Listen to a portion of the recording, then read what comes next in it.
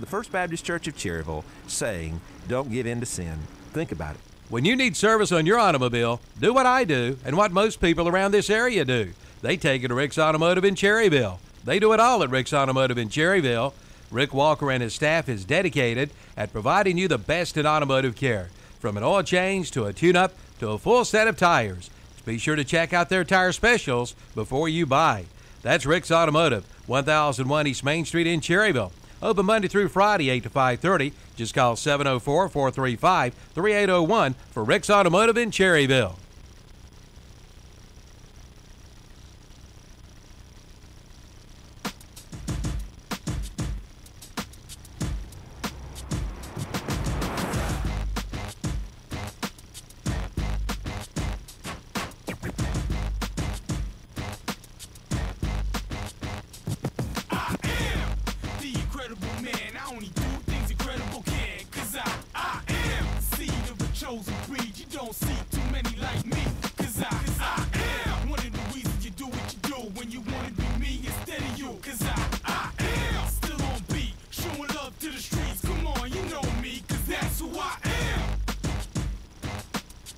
Good morning. Campers Inn of Kings Mountain Saturday Sports Talk. I'm Kevin Hastings along with Hunter Yancey, Carson Dockery, the undefeated Carson Dockery. Terry Reinhardt's in the house. We've got football to talk about. Carson has not lost a football game this year. That's got to be a great feeling. His Braves lost on Monday, however. I don't think we're on. Yeah, there you go. Mike, check. Yes, you guys are on. Carson undefeated. Terry not undefeated. Redskins were in first place. Didn't play a game. Played a game. Stayed in first place. Didn't play a game. Right now, currently, the Eagles have played 6 games, and the Redskins 4. So who does this math in the NFL? I don't know how that adds up. So we'll talk about that. We got early season buys are ridiculous. Yeah, I know, right? Week 3, hey, take a break. Yeah, take a break. The 8 months ahead of that didn't help. All right, we've got high school football. We've got little NBA news and notes. Nothing much on that. Got some NASCAR news and notes to go over today. All right, guys, real quick. Why don't y'all go over the high school football scores? And I'm gonna make my way in there and figure out some other stuff here. One of you. Go ahead, There's Carson. 3 of you. Go ahead, Carson. I don't care. Hey, Carson, don't go first. I want to adjust your mic a sec, so sorry. Hi. Hunter, you win the lottery because I can see you and can't see Terry's face right now. All right. Farthest board, we have Hickory over West Caldwell, 68-21. West Caldwell still has yet to win a game on the season.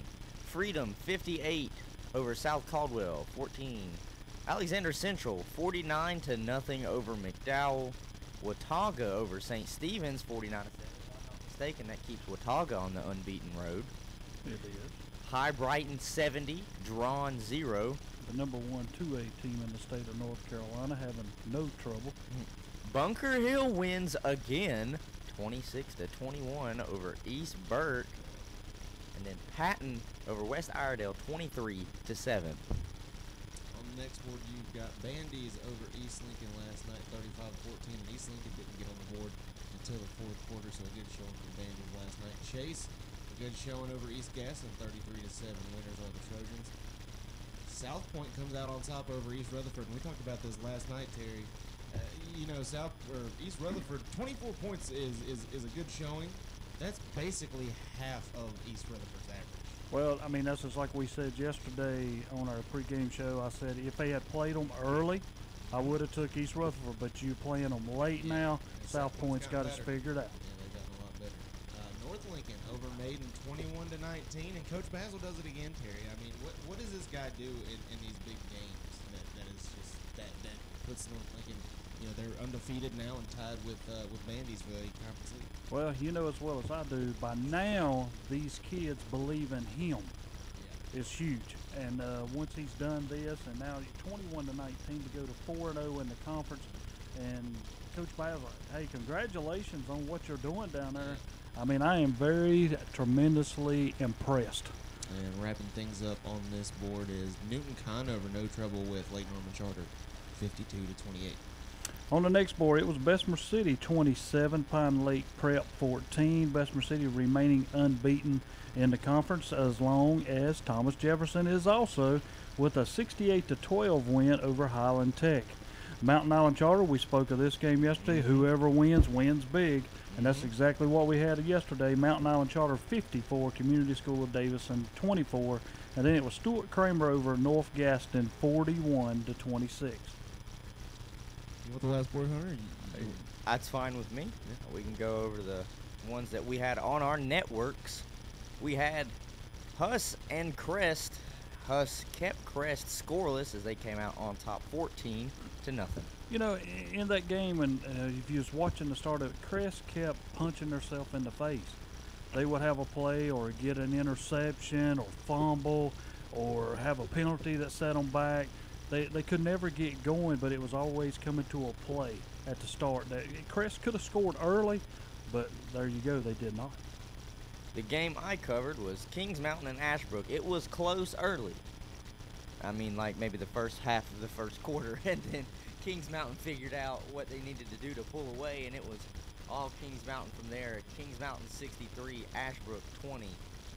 Then we had Burns and Forest View. Burns on top of Forest View, 49-31. Terry, you picked Finally, them and they finally that's won. it. Finally, they pull it out for me. Then we have Shelby over RS Central, 55-7. This is almost like the Chase game, but RS Central has won. It's 57-6-4 all time in this series. We have Cherryville and Union Academy. Cherryville on top, 34-24. Yeah, I mean, I was at that game last night. And, that was a pretty evenly matched game. I mean, Union Academy is a team that keeps it pretty even. They've got a good running back in Carson Malone.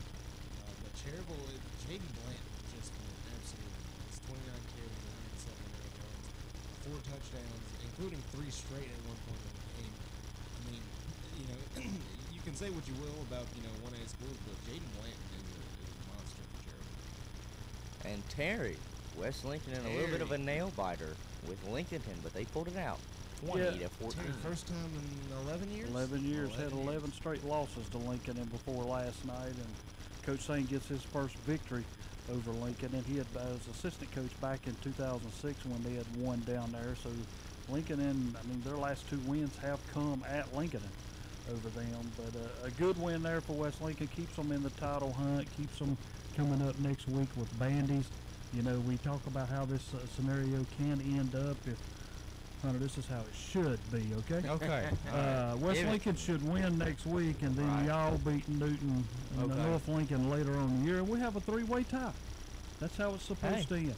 Is it always supposed to end in ties? I mean, the NFL makes it seem And then that we way. go into our building. If that happens, and we could get them all in here to draw out of a hat. Just for the draw number straws. 1. That's it. Draw straws. That would be great. That's as efficient as anything, right? It's either It has been. It's either that or flip a 3-sided coin. Both of those are reasonable. Okay, there's a lot of pantomiming going on over here, man. Okay. They did well.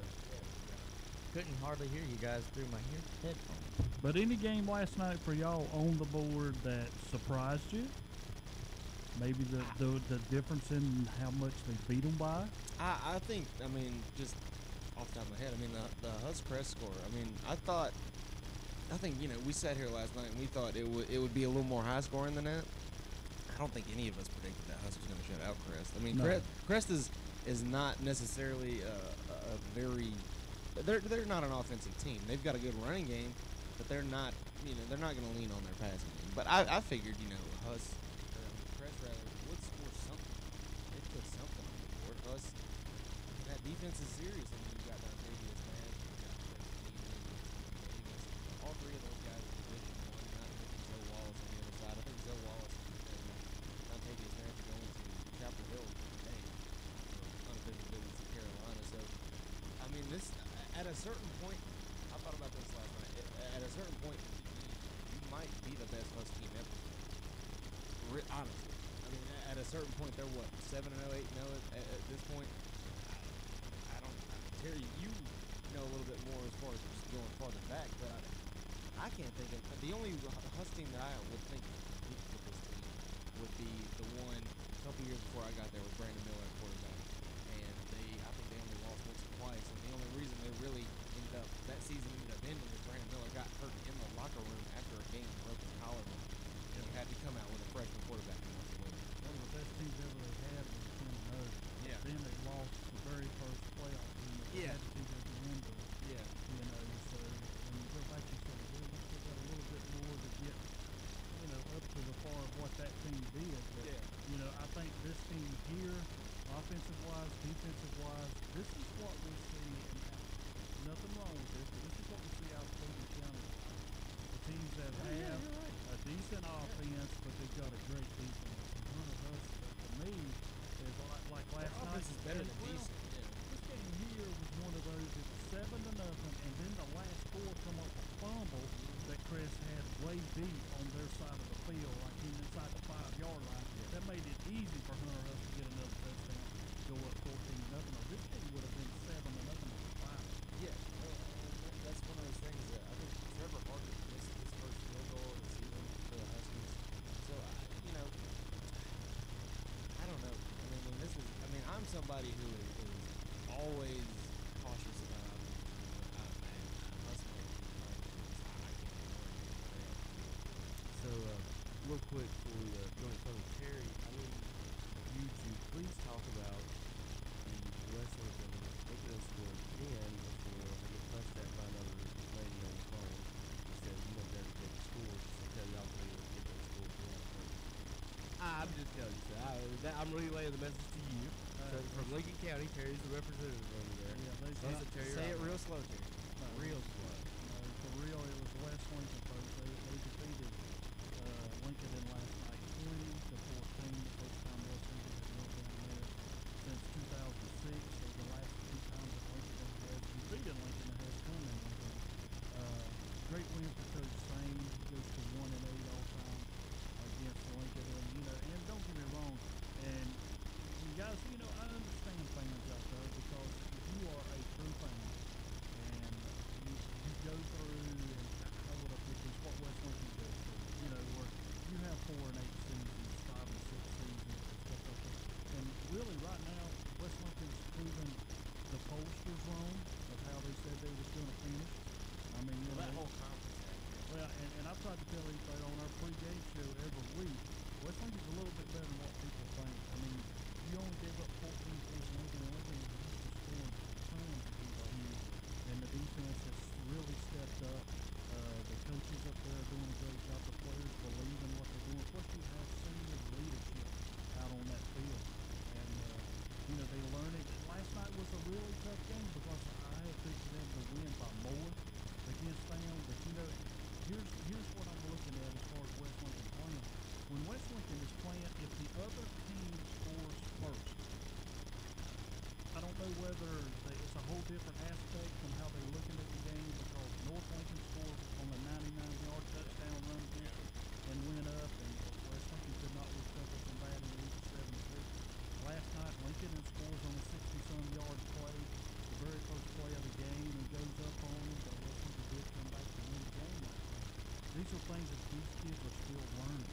If you get behind, don't give up, stay in the game, you can still pull it out. But it was really scary, and I was talking about this because it's their homecoming, and you come down to the very end of the game, and it's 20-14 because you missed the extra point, and you're thinking, oh no, they're going to score, they're going to kick this point, they're going to win this game 20. But that's not how it happened. But other scores from around Lincoln County, it was North Lincoln defeating Maiden 21-19, and Bandy's over East Lincoln 35-14. And those are the scores from this game.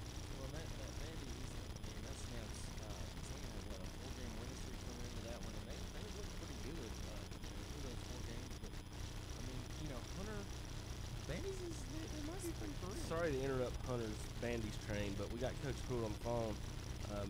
Carson was there last night at Cherryville for their come-from-behind win, 17-7, and Cherryville put it on them late and poured away late for a big win. So Cherryville gets a conference victory, and Coach Tim Pruitt, welcome to the show this morning. Hey, thank you guys. Appreciate it. Good morning. Well, Carson, you were there and so in person. Well, why don't you ask a couple of questions that you might have from anything you saw in person, and I'll ask something stupid.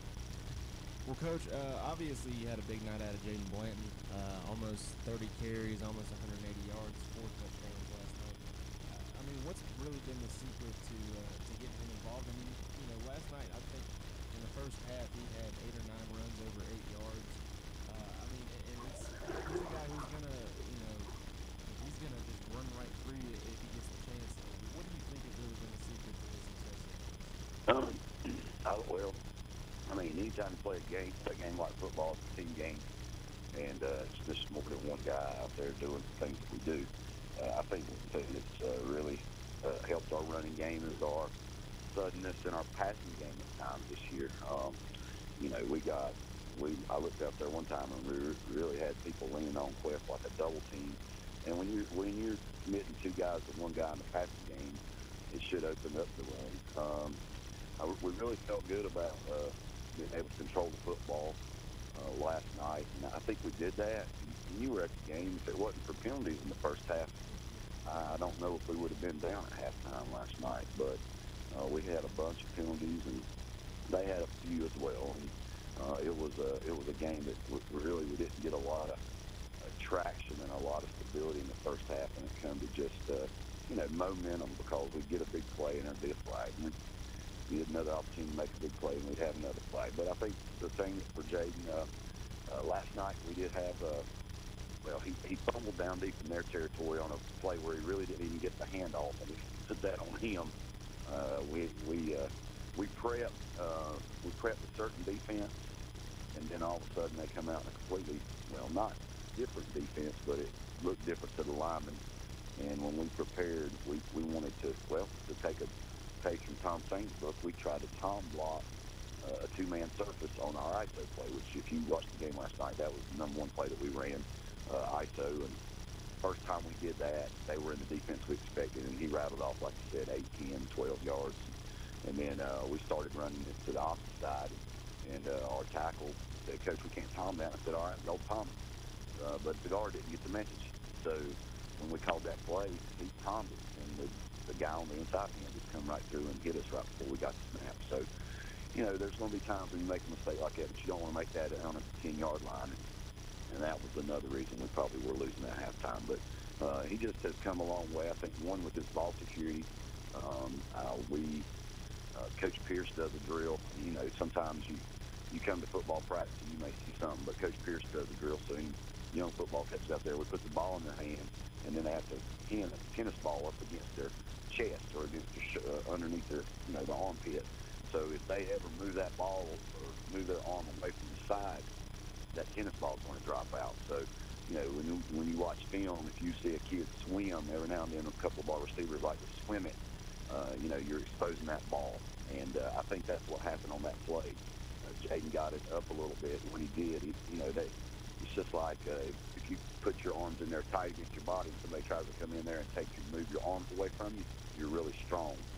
You take that arm up above, your shoulder level, make a 90-degree with it, you don't have any strength at all. So, I think those are things that, we learn as we go, and he really has come a long way. And obviously he's always had talent and going to have talent. And we have several of those kids. Last night, a kid like Jason Pitts, he played almost no offense at all. And he's another kid that we have that's really sudden and can make great plays. Last night, Chapel Moss got a series blocking for Luke. And, he's not quite 100%, and he's not probably to the point. He hasn't had contact in practice yet from the standpoint of him carrying the ball. So we want to get him back. So, we have another one, Bruce Gunner, who was going to play running back against Thomas Jefferson, who's probably a couple of weeks away, got a good report on his MRI this week. So I think when I listen to y'all talk, when you mentioned Hunter Huffman, and Josh Davis is a former guy, a colleague that I had, who worked with me at Appalachian, or we'll talk when he was a student at Appalachian. I coached his wife's brother. His name is Dwayne Mackey. He's in the military. But, I think the thing that you look at as a coach is when do you peak, particularly when you look at a long season like 16 games or 16 weeks like Hunter Huffman's probably thinking we're going to be, competing for state championships. But one thing you don't want to do is peak too early. And I don't think our team has ever reached its speak yet this year. So I'm excited about the next few weeks and what that may offer for us. I know last night when you were trailing and you went in, did y'all change anything at halftime? I know sometimes you make adjustments, or you just stay with the game plan you had in place? I don't think we really changed a whole lot. I think where the game really we got a little momentum. I said we had a hard time getting momentum. I really think we got some momentum at the end of the first half. We had another play. You watch the film and Dylan gets flushed a little bit, and this is the next to last drive of the first half, and he's approaching their sideline, and it was pretty obvious that all the guys bearing down on Dylan. The chain guys dropped and ran.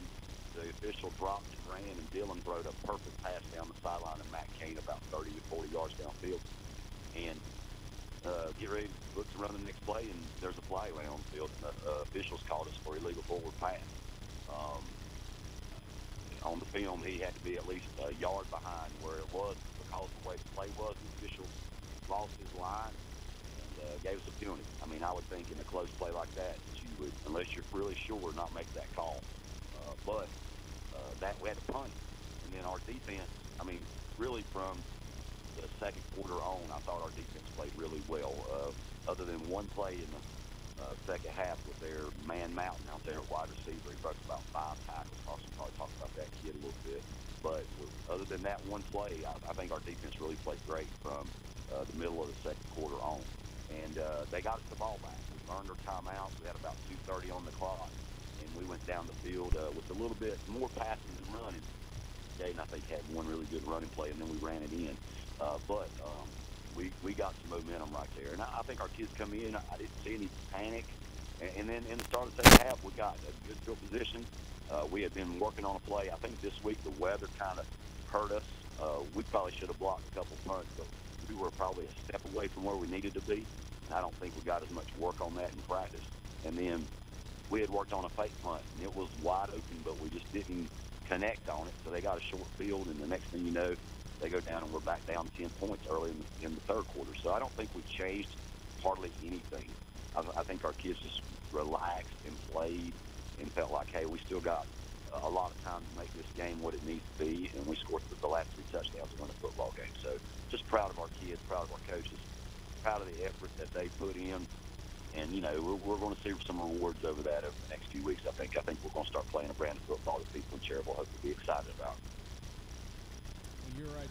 That big play that you were talking about for Union Academy, that's Chris Morgan. It was an 86-yard touchdown reception. And that was, to me, that looked like just a little out route, and he was able to get over to the sideline and then just... Yeah, that was actually, they made an adjustment. They had run a play to the weak side. They ran it to the tight side. So in our coverage, we were concerned about the quarterback rolling. So we had worked it during the week where our linebacker would go ahead and contain the quarterback, and then we would cover the back with our rover or free safety. Well, when they ran it to the tight end side, our rover was he was busy. He was covering the tight end. So then it was open, and then we missed one tackle. And I think on that play, actually, I think that was the fullback number 12, but the kid I was concerned about most of the night was number 11. We spent time double teaming him, and we really felt like our defensive front could control the line of scrimmage, and that's really what we did. So other than a few plays, I thought our defense played a lot better and played a brand of football like we played the first couple weeks of the season against Bessemer City and Chase, and I think that's where we're going to get ourselves back to. Well, Coach, Terry, who do they have? Highland Tech? They got Highland.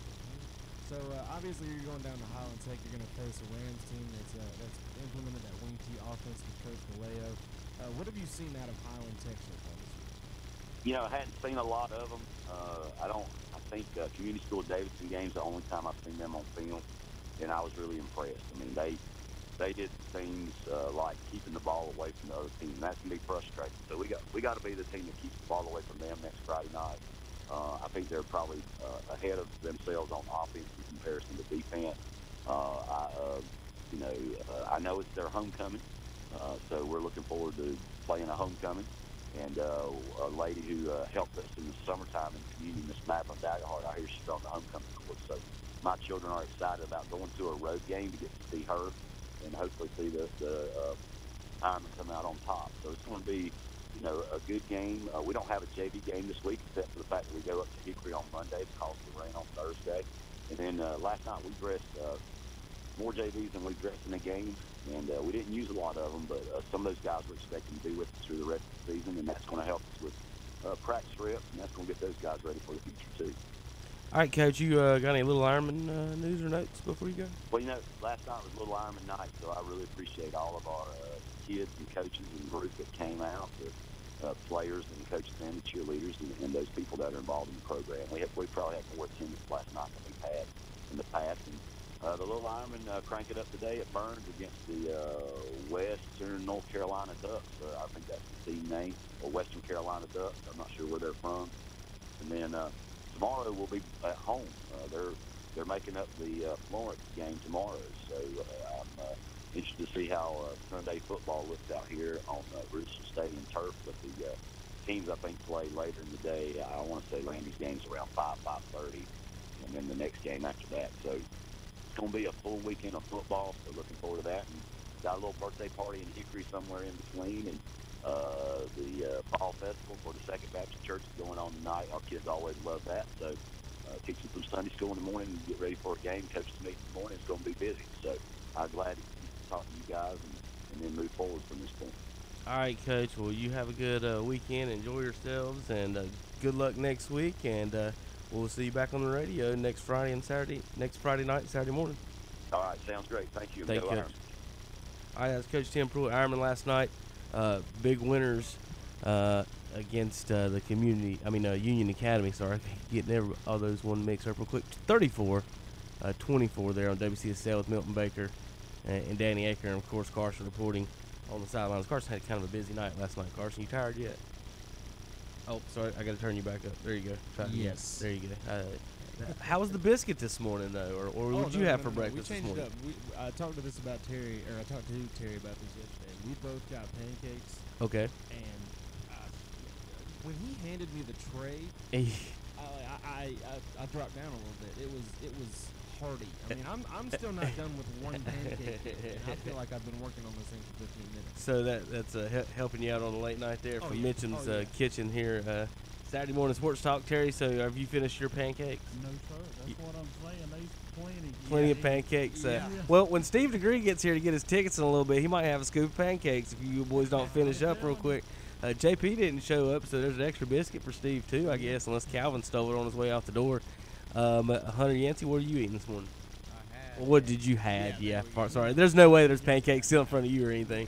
He was trying to eat Carson. He's been active with like, hey man, you Hurry out, up, Carson. If it gets colder than to room temperature, it's anybody's. Yeah, I had egg and cheese. All right, egg and cheese biscuits. I got one coming up too.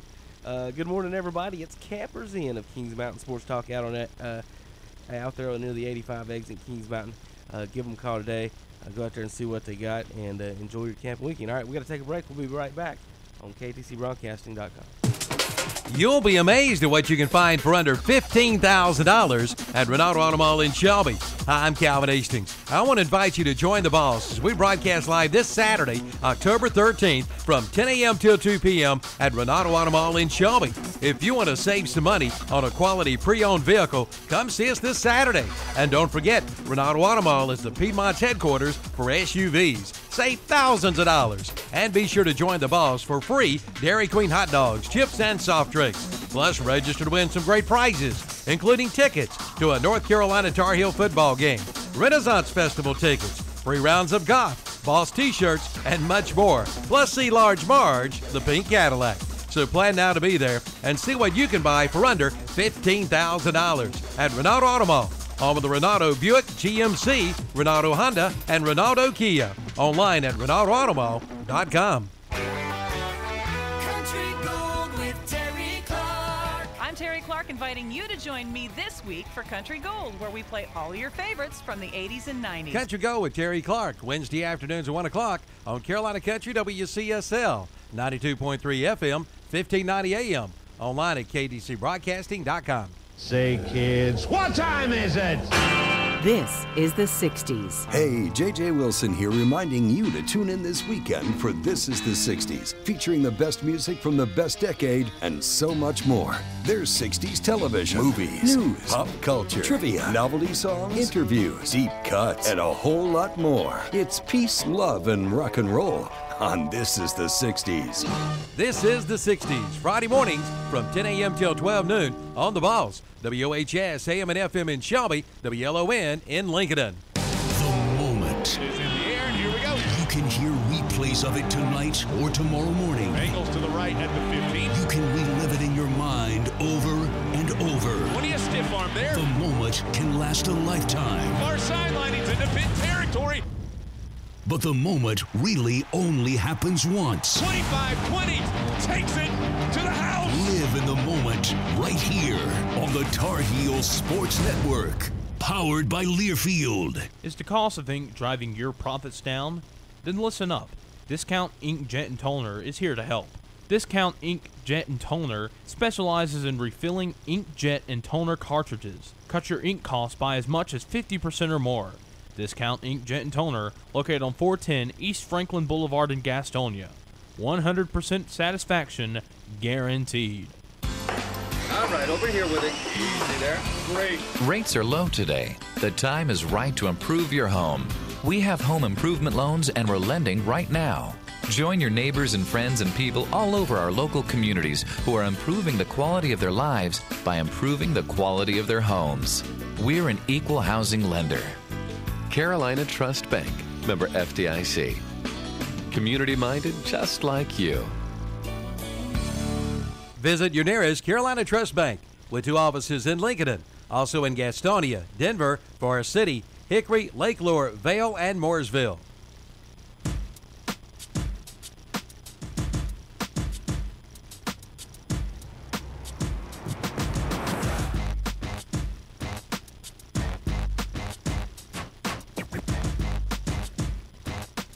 Good morning. Welcome back to Campers Inn, Saturday Sports Talk. I'm Kevin Hastings along with Hunter Yancey, Carson Dockery, Texas Terry Reinhardt. We're a little bit closer to filling up on breakfast. I just had mine. I scarfed mine down Hunter Yancey style. You didn't notice that one. Oh, yeah. Those egg and cheese, when they're warm, though, Hunter, they do go down pretty easily and quickly, don't they? They're so good, and the biscuits are so soft and moist. Just great biscuits there from Michelin's Kitchen. And then the only thing is you got to make sure you got something to drink with it. I'm about to have to drink my whole Yeti cup here full of water here to get that all the way down. Terry, you done with that pancake yet? No. How many did you have, by the way? That's pretty thick over there. No, there's only 2. It's 2. Yeah. I'm just now through 1. Oh, did you fold it up? Because Hunter, I cut it in quarters. Oh, okay, gotcha. I was trying to figure. Y'all had 2 different shapes going in there. It'd have been like an omelet. If I would have folded it up, I might have just not been able to breathe. I tried to eat it. All right. That sounds like a problem. It does. It does. I might have to relieve you. I mean, it would be worth it to go out like that, but you know. All right, before we do this week's games, do y'all have any comments on last week's games that you guys made in your picks? Did anybody make any good picks or bad picks? Terry, I think you might have sent a couple texts this week. Terry was all high and mighty because hey, I picked 3 out of 4 You didn't get Colorado. I did not get Colorado, even though they was tied 21 all late. I picked it. You got give me a rundown. I mean, we know Terry got all the upsets, but we didn't. Kentucky went down. We knew that. Yeah, I picked Kentucky. We knew LSU went down by Florida. I knew that. Yeah. And all of a sudden, your 13th ranked state, or 14th last week, has moved up to 11th because there's only 11 undefeated teams left in college football, and North Carolina State is one of them. After this week, guess what? They move on because we do not play, and some of these other teams, like your Georgia Bulldogs, are going down to LSU. That's the hottest take I've heard this year. Go. That's the hottest take I've heard this year. West Virginia falls today. Who does West Virginia play today? Iowa State at Iowa State. Ooh, I've got that. That's a good pick. I would take that pick. Then we're going to be in the top 10, and we're just going to keep moving up that All right, Terry, I hate to burst your bubble.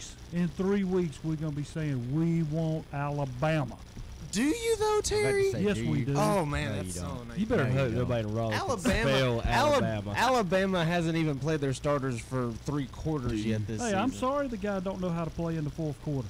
They're But I gonna will be, say this. They're That gonna be is, winning. yeah. They're gonna be winning against NC State, aren't they, Terry? They're gonna be prepared. I'll say this though, Alabama, their schedule has been abysmal, like weak, like Cake. It's Well, you mentioned somebody said they would win by 21 points. yeah. Somebody told us One that. of my buddies said that he Yeah. doesn't see Alabama losing a game, including the national championship game, and winning them by at least 3 touchdowns. And Well, that's what you they're can do doing. that. You can do that against cupcake teams, absolutely. And he will be. Absolutely. What's funny is Saban will be the first one to throw shade at someone else's schedule. Yes, he will. Yes, I he mean, will. as soon as it. How do you think about this team? Well, they don't play nobody. Okay. Okay, play Western Carolina. Yeah. Yeah. If that's ever been on your schedule, Yeah. you can never say anything like that at all. So, real quick, a couple of things we want to get to before we talk about this weekend's game. It'll be my time to rant for a minute. App State Thursday night, or Tuesday night. Gosh, that's weird. At Arkansas State, wins big, 35-9. Before I get into that, should they be ranked, Terry? Should Appalachian State be ranked? Yeah. Yes. Terry, you guys think so too? Yes, All I right. agree. Well, At see, least in the I'm top the one 20. with that, and I can't. And so I want to let everyone else say something first. And then, I think they're around the area, depending on what your opinion is of certain teams and everything. The Thursday night, we've been. Gosh, No, that's there what was it is. another Thursday night game. All hard. Thursday. Let me get that right. Thursday night, Georgia Southern beat Texas State, and then Texas Tech beat TCU. Now I got that covered. Tuesday night. Kind of something I've been railing about for years, and then before the season, you guys remember Jalen Moore was named NFL.com top 20 freak athletes coming out of college football. And if they got you on that list, you're probably going to be drafted. And top 20 freak athlete may even be drafted really high, depending on your combine numbers. So a lot to look forward to. Then I didn't know he was that high ranked on the boards. And I don't know what his assessment was after the junior year, but that was a little bit close to the season. Like, this season was about to start when that came out, so it's not like he could have been like, hey, I'm going to go pro now, unless there was a supplemental draft thing. But the way the running backs are, and the NFL average lifespan is 3 years. Okay? Running backs, they start saying you've had too many carries and stuff at 28, 29 and getting to 30.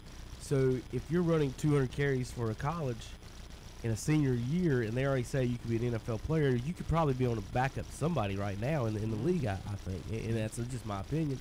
So, in my opinion, Jalen Moore could be a backup right now to Christian McCaffrey or Zeke. Who's y'all's backup? The other Smith's brother, cousins. Yeah. One of Smith's cousins is the backup to Zeke. So looking at that, you think, man, I wish he could have went pro, went ahead and gone, take the money, pay for App's tuition isn't that high. He could have finished up his degree later then. But, hindsight's always 20/20. And just the system that, that we talk about all the time where, the kids getting paid, it comes up in this situation to where, we look back on average, if a coach, Nick Saban give up $1 million and every one of his players get, $10,000 or something like that. So just right off the bat, for everyone he gives up. So, it comes to a situation where, Jalen, so, he maybe go for maybe top 3, third round pick and to not being drafted. So you got to look and see what the guarantees. Now it could help out in a sense to where if you're not on those rookie contracts or guaranteed for 2 years, you come in and you bust it open, then you can get that contract early, and maybe I hope that Jalen can recover from it. Hurt his ankle really bad. I don't think they haven't come out with the official diagnosis on anything yet. I haven't seen anything. Well, I know that. I meant like the actual medical diagnosis on exactly I don't think like an what was torn, what was broke, what happened. It was an accident, but the other guy it was fell definitely on it. Yeah, totally. And that's what ended up causing an accident. But with App, and I think as an App fan, I didn't like when they went to the 1A to begin with because they say, well, the best bowl you'll ever make is this. What's the bowl? The sunflower poinsettia, the bubonic plague bowl. Is that what you just said? But the blue bonnet bowl. But this is the best you'll ever get. So, you can win the Camellia Bowl. I think that's what it is. You win that. So what? So other than finishing up a degree, as a senior, they tell you you're on that list and stuff. I just think you've got to lean and get to pro, take that money, take that chance. Your dream can only, like I said, the NFL dreams are 3 years on average. You never know how long you'll have. And I know I've rambled on that for a minute, but it's kind of a totally personal situation where I went to App. It's my favorite team. They switched to 1A. I've always kind of felt this way. I don't know the solution to fixing the problem. I just think it is a problem. And then Jalen Moore, of course, being from Crescent Shelby, he's been on and Southwest Middle School. Sorry, Carson. Well, maybe if y'all had done better over there, you'd had him at the high schools. Hey, man. Pretty sure he won a county championship in middle school. Yeah. So we did all we could do. But, I remember him broadcasting all the games and being out there watching him run and play out here for Crescent. Same thing, Trey Harbison, North Dakota. I remember all these kids seeing you guys on the sidelines. And hurts to see any of them get hurt, especially senior year, and you got NFL prospects and stuff. So, anyway, quick thoughts on that real quick, Carson. Let's go around the room on that kind of situation. And then we'll pick the games. I'll get ready for that. Well, I mean, that's tough for Jalen. That's tough for App because that was pretty much the centerpiece of your offense. Zach Thomas has been coming along at quarterback, but Jalen Moore was if you were having a bad day or Zach Thomas is your quarterback, if anything's going wrong, you could just turn around and hand it to 25 and you're going to be all right. I think it'll be interesting to see how App adjusts. I think maybe they go to a little more. They lean on the passing game a little more. Maybe they try to spread it out, but you hate to see that for Jalen because he's been so good all 4 years at Appalachian, and you wanted to see him at least finish things out. But Terry, it's one of those things where he probably will get a chance. So somebody's going to see those numbers, and that injury. While it's not fun in any sense of the word, it's not a career ender. I think. You're still going to have your chance. Maybe, like you said, you're not going to be drafted nearly as high, but I think you'll still get drafted. Yeah, and I think that's where the problem comes in because I think you end up losing money. Yeah. By this happening to you. Will he get drafted? Yeah. Will it be now? Maybe it was second or third. Will it fall to fifth or sixth? Yeah. Or something. Maybe so, but I hate that for him. Yeah. As a player. And, we always talk about it, and everybody has their opinions about should players get paid, should they not get paid. And I'm one of those, again, old school, that I think you got a scholarship, you got your money, school's going to give you whatever you want. And I'm on the opposite end. And I know a lot of younger people, even Kevin, he has his opinion. I've got mine. But, Kevin thinks everybody should get paid.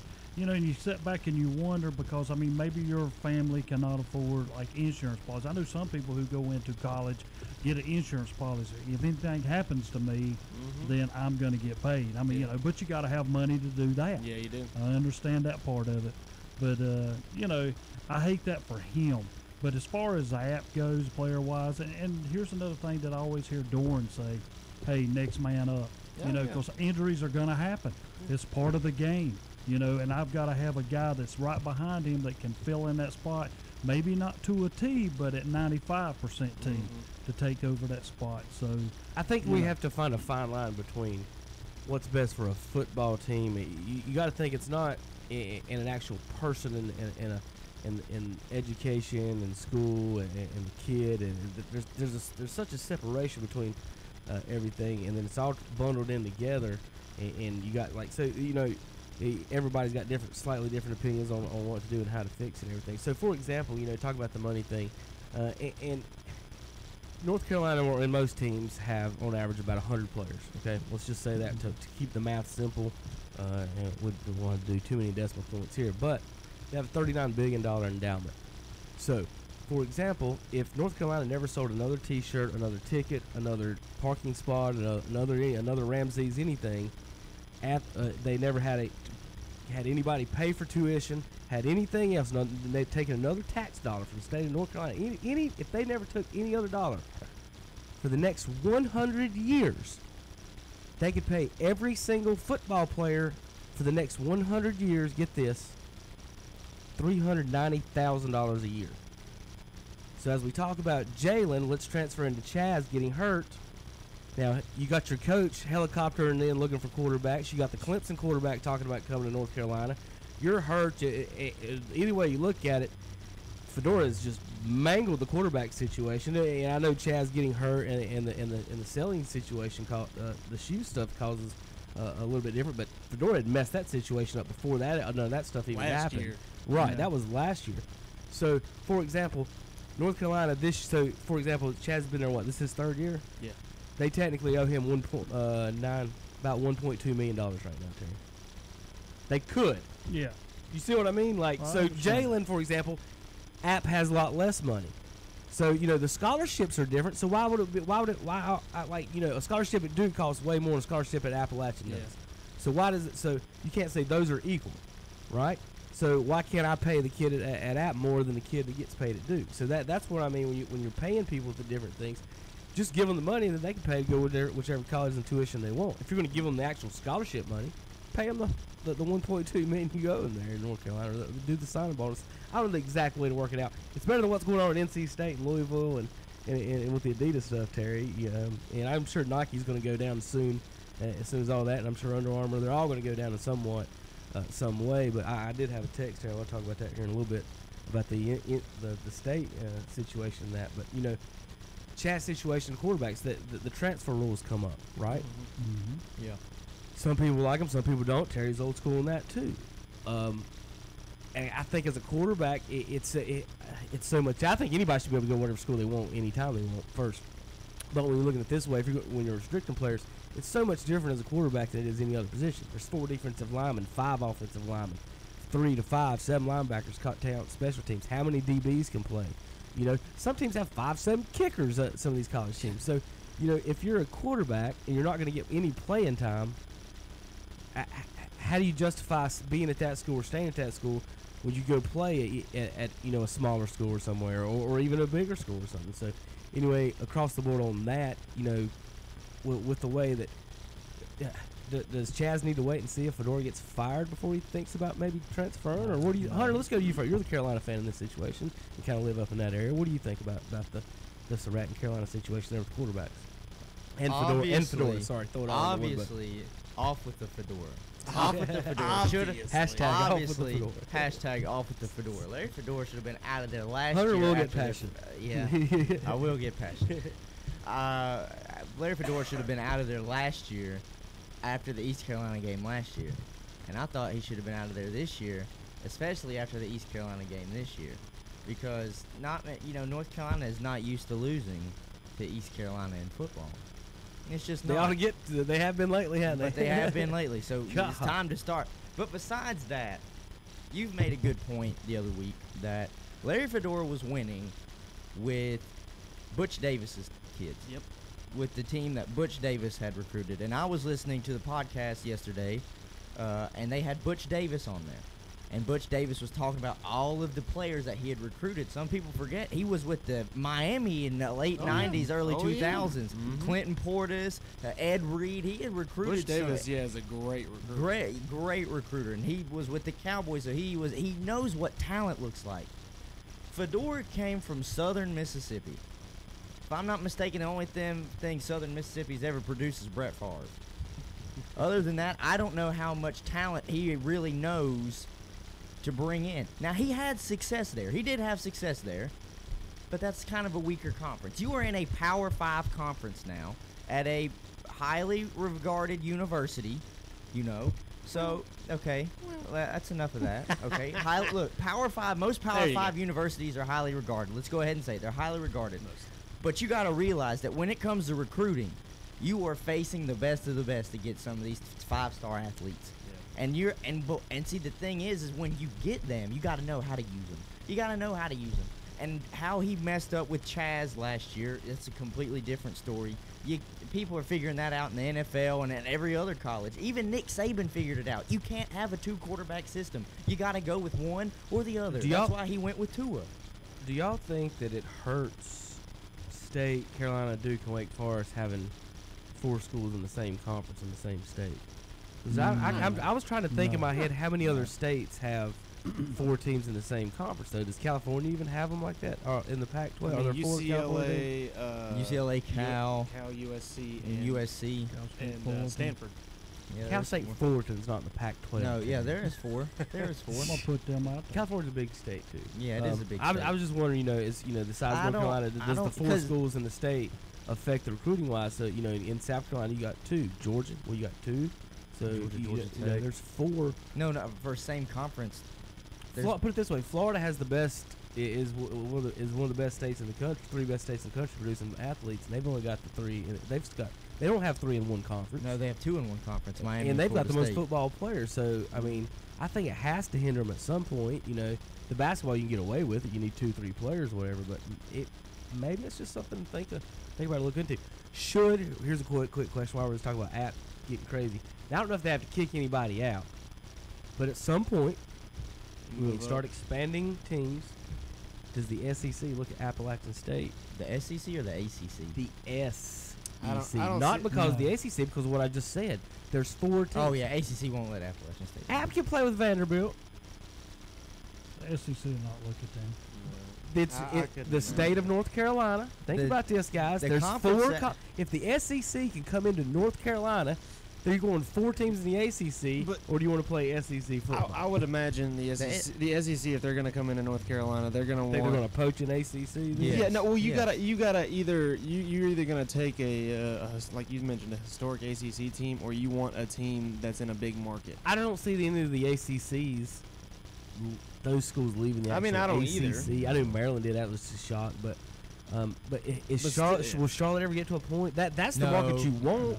But I don't think they're going to get to the point. No, so the the SEC's only other choices are East Carolina and App on that. What point. hurts Charlotte is they're so late to the party. Think about it. They're so late with just now getting a football team that all of these other schools are already so established. I honestly thought, Hunter, they were going to capitalize big time because In when the they Charlotte came area? in, when they came into the 1AA, remember, that's when App was transferred to the 1A. Yeah. So I thought in the Charlotte area, you can convince these athletes, hey, don't go to Boone, it's cold. We have the bigger Stay market. home. Stay near home. You can get to, you compute to about anywhere around from Charlotte in the country. And I thought Charlotte had the opportunity with App switching. You say, hey, we were going to play for national championships. I thought they had the opportunity. I thought they could come out of the gate running because of the switch from App to get some of the transfers. Because App used to get 5-10 transfers maybe a year from these other big schools and stuff. I that think just come when in it and comes to help out college and add football, depth. I think when it comes to college football, it's still about coaching. And that's what I think is hurting UNC Charlotte. That's why I said, they're just so green. They don't have an established coach. He can't go into these houses and say, "Look what I've won. Look who I've produced."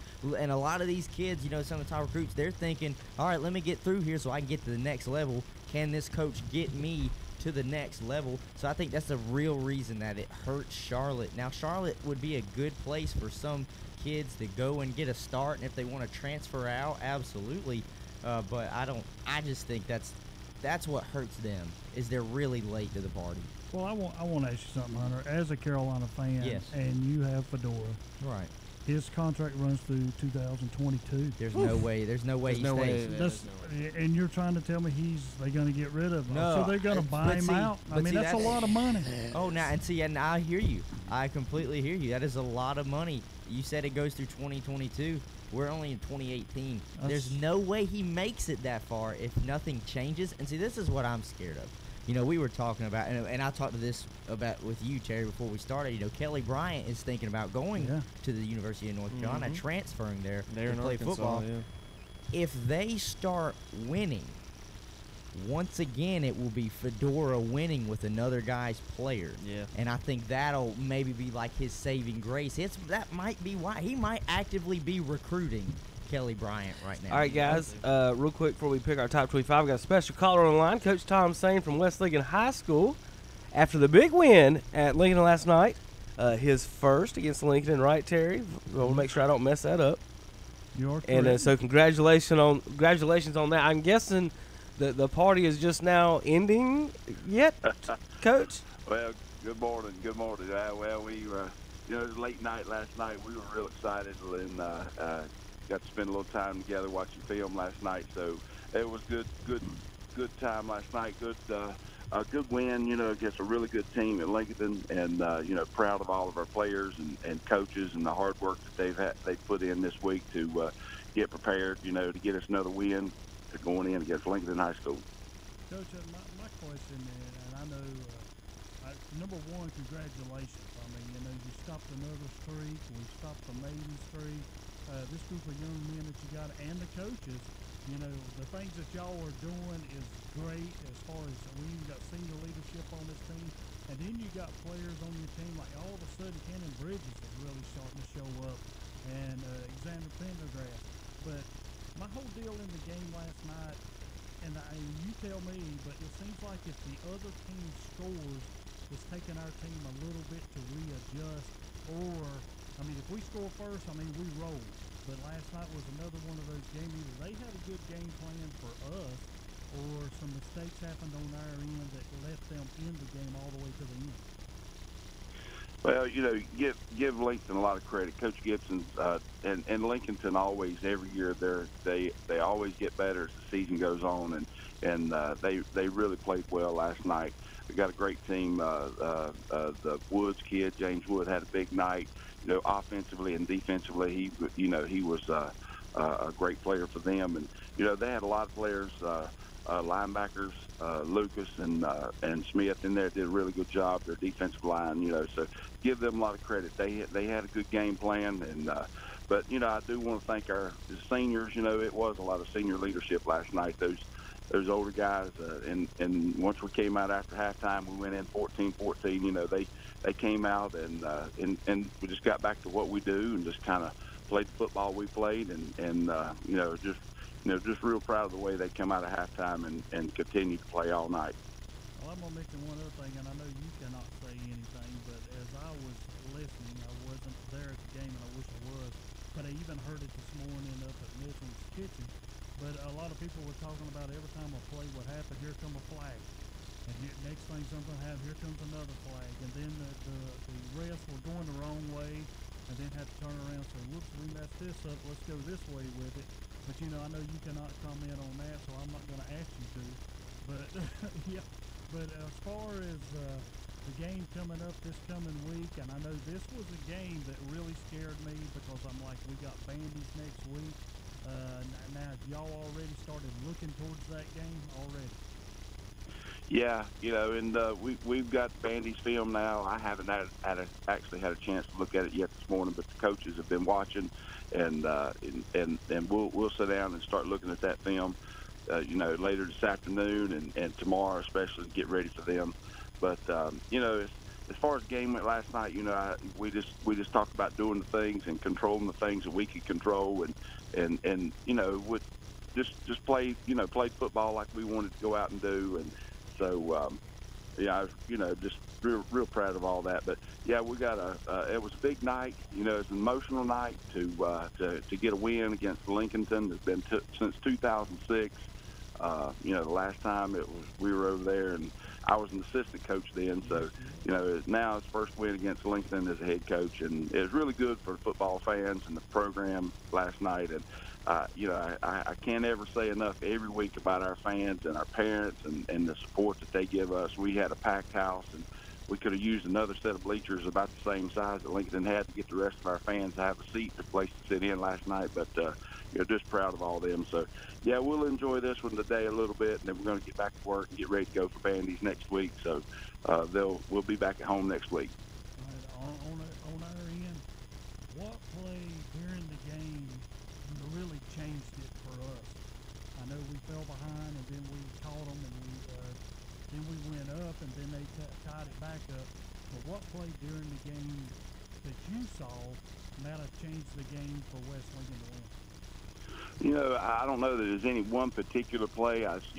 Defense did a great job getting us the ball back and offense. And in the second half, once we settled into our normal offense, we just kind of did the things that we always do. I think that was the big thing for us. And once we kind of got on track, but I was real proud of the way the defense played, and they just kept getting us the ball and came up with big stops there, especially at the end of the game when Seth came up with the interception, and then that gave us the ball back to end the game.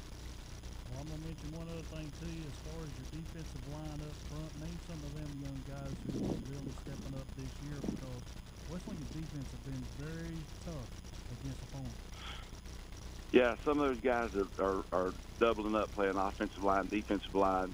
Brock Steele, Harley Schrontz, and Caleb Probst. He plays defensive line, and he's a backup guy for our offensive line. Most of those linemen are going both ways. But just real proud of the way that they played. Nathan Bean played in there on the defensive line last night, so we got a lot of pressure. Hopefully, to stop the running game. But just real proud of them too. All right, Coach. You next week got any comments or anything getting prepared for next week? You want to let everybody know? Got any news and notes over there at West or anything, the Optimist or anything this weekend? Anything else you want to talk about real quick? No, we got just real proud of what what our fans and parents have done. Like I say again, and looking forward to seeing everybody come out for a homecoming game this coming week. It's gonna be a big game. I appreciate it, Coach. Y'all have a good weekend. Thanks for calling as always. All right, thank you guys. Appreciate it, Coach. Bye. Bye. Head Coach Tom saying there, West Lincoln Rebels. Terry, big win last night. First win against Lincoln and Wright, 1-8. I tell you what. Look, I was on the last. I don't know how many teams for Cherryville have beat Lincoln, and I still remember that's one of the biggest games. I still remember us beating them in Lincoln too, and so that's going to make it even special. Those boys are going to remember that forever, And you want to say one more quick thing about that, Terry, before we start picking game? Well, it's just like I said, these streaks here that this team has stopped. And we got another one coming up next week, and Hunter and me both know, hey, you're going to have two teams who's going to line up against each other, and who's going to get the best up front. And we talk about the offensive line against the defensive line. That's where it all starts, because we talked about on the pregame show yesterday, we was talking about running backs for West Lincoln. Now, Fansuk and Eichert had good games last night, but the week before, we had Fansuk playing defense mostly because he was kind of injured, and we stuck Cannon Bridges back there, and he goes for 170 yards. So, you have to sit back and say, well, it's not the running backs you're sticking back there. That line is doing their job up front. But for West Lincoln, hey, we stopped a streak against Maiden that dated all the way back to 1985. We stopped this streak against Lincoln that dated back to 2006. And now we got a streak against Bandies that goes back to 1992. And we're going to try to stop that streak also. Nothing against you, Hunter. I understand. I know how that is. It'll be a good game. Both these teams, they've strong defenses. Vandy's been able to hold opponents, to low-scoring games. Obviously, West Lincoln has done that all their whole season. I think. What are they still only averaging? They're the number one defense still of the year. So and both of these teams, they have similar game plans. Huss might have took over after the shutout last night. I got to do the math on that. It's those two teams. Huss and West Lincoln have been going right and back and forth on the defense. So it's going to be close once we want to do the math on that. And Kevin, you have to admit, now last night when we was going over this poll, I gave reasons for everybody in front of us, but when I got to Hunter Huss, I said they pretty good. Yeah, Carson. Carson, he did say that West would beat every team in front of them. If you'll look up there at the poll, then he got to Huss and didn't say that wouldn't happen. So I will give you credit for that. Real quick, guys, all three of you sitting at the table. One of the best teams in West Lincoln history, one of the best teams in Bandy history, maybe, and one of the best teams in Huss history, maybe, sitting here all in 1 year. Bessemer, we had our year last year. However, Bessemer don't lose that first game, Terry, to Cherryville. We're looking at a 5-2 Bessemer team that's undefeated in the conference still, technically, because that first game didn't count in conference play. They're going undefeated this week against Thomas Jefferson. Well, Coach Boone is doing a good job, but you blamed it on Coach Russ at the start for them all the losing. losses are Philip Russ's fault. Every single one of them. I will not back down on that. Every single one of them. It's new coach's fault. They didn't lose the game. What it was, it took him a few games to get everything in line. No, they got it figured. They got it figured out. They got it figured out. Coach Russ is a good coach, and pretty smart. Yeah, it's always helpful to have a smart fellow on your staff, that they can help out. So Coach Russ helping out, doing good over there. The defense is. He was talking about Keontae Degree last night. You got to see him in person. He's one of the guys you see in high school. You're like that's probably a college player. He's just a big kid, nice. I had pictures of him to put on the cover there in the paper holding the belt and stuff, and Cherryville lost it the first week. So Bessemer lost it the first week. So I got to transfer that over and let get the Cherryville guys with a picture or two with that belt before the next game to get that out. All right, guys, we got to take a break. We're gonna be right back. Then we'll do our picks, and then we'll be right back again. All right, KTC Broadcasting. Christopher Bell now in the crosshairs as he comes to the line. The NASCAR Camping World Truck Series playoffs. We are at Talladega Superspeedway. Race 3. Things are very tense here today, folks. And 2 drivers will be eliminated from contention. Into the wall goes Johnny Sauter. Into the wall goes Stuart Friesen. The Talladega 250. Christopher Bell occupies the bottom. Sauter has no drafting help. Saturday at 12:30 on the Motor Racing Network. The Talladega 250 this Saturday at 12:30 on WCSL 92.3 FM, 1590 AM, and online at ktcbroadcasting.com. Dr. John L. Cloninger III of Lincolnton will brighten your smiles with professional cosmetic dentistry and smile enhancement procedures for everyone. Even Duke fans will smile at the work of this Tar Heel. The office of Dr. John L. Cloninger III is located at 904 Doncha Drive. For an appointment, call 704-735-0765. That's 704-735-0765. And John III says best wishes to all high school athletes. Maybe a punctuation mark on a career night. They've got them all. At Renato Auto Mall in Shelby, they've got Fords, Chevrolets, Buicks, Toyotas, Nissans, Hondas, Kias, GMC trucks, and more. What are we talking about? We're talking about the huge used car selection at Renato Auto Mall. Before you buy, come see Renato Auto Mall in Shelby. And they are now your SUV headquarters. Over 50 to choose from, new and used. All makes, all models, and 10 to choose from, priced at under $10,000 at Renato Auto Mall. 4423 East Dixon Boulevard in Shelby. Online at RenatoAutomall.com. The moment. Is in the air, and here we go. You can hear replays of it tonight or tomorrow morning. Angles to the right at the 15. You can relive it in your mind over and over. 20 a stiff arm there. The moment can last a lifetime. Far sideline, he's into pit territory. But the moment really only happens once. 25-20 takes it to the house. Live in the moment right here on the Tar Heels Sports Network. Powered by Learfield. Breakfast is served at the Parkway House in Cherryville. Check out their great breakfast specials. Try their $4.50 breakfast plate. Available 7 days a week. Get 2 eggs, bacon or sausage, grits, toast, or biscuits, coffee or tea, all for just $4.50. Like pancakes? Try this special good Monday through Friday. 2 eggs, bacon, sausage, or liver mush, 2 pancakes, tea or coffee, all for $6.25. Yes, breakfast is served at the Parkway House, Highway 150 East in Cherryville, open 7 days a week.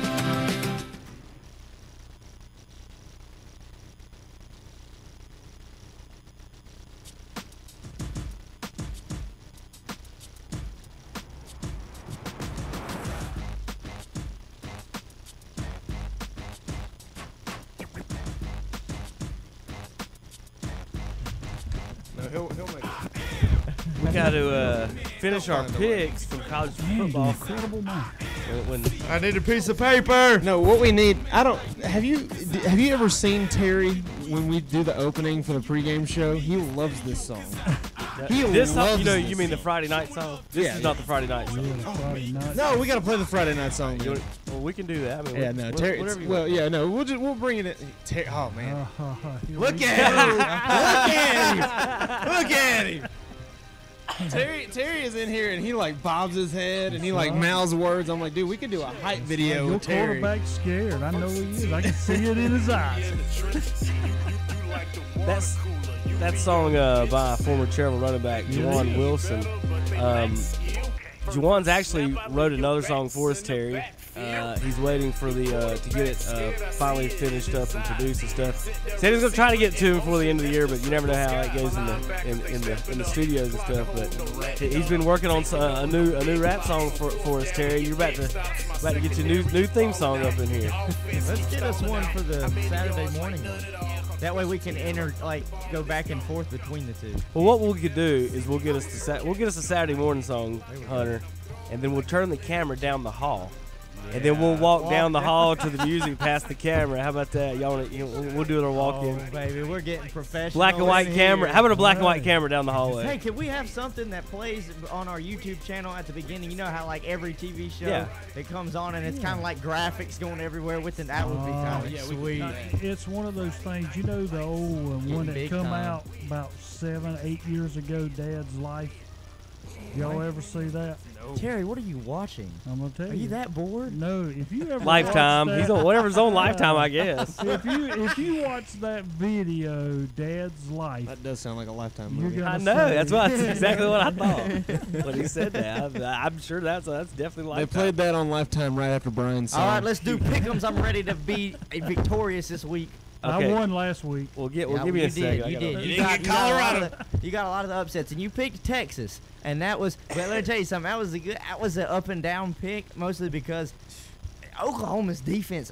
They got rid of that defense. They got rid of Stoops in a heartbeat. Well, now we're sitting back because America's wanting to hear my picks for this week. No, they're not. Last week, They wanna 3 hear out mine. of 4 upsets I picked, and they're saying, let me get my pencil out. Get your pencil ready, folks. It's time for Terry's picks. Terry's going like Lee Corso and point with the eraser. People will only pick and listen to your picks when you start taking who you got on the spread. When money is involved. Let me see the spread. Let me see the spread. When money is involved. You could at they least will pick the listen. over-under, Terry. Like, Yeah, you come can pick on, the man. over-under. No, I don't like that over-under Minnesota at number 3, Ohio State. No trouble. Ohio State rolls. Yeah, at Ohio State, yeah, no problem. I got Ohio State as well. Number 14, Florida at Vanderbilt. Florida wins at Vanderbilt. Yeah, Florida. Florida, definitely. Nobody takes Gloria to win this week. All right, Tennessee at number 21, Auburn. Forget that, Tennessee. Yeah, Tennessee is in trouble.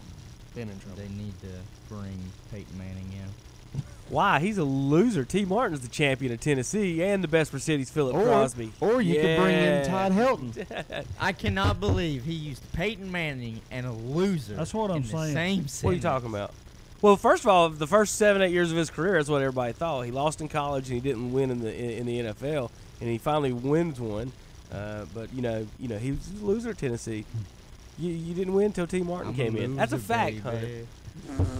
All right, here we go. Let's see some more across the Southern Mississippi. By the way, are they SMU too?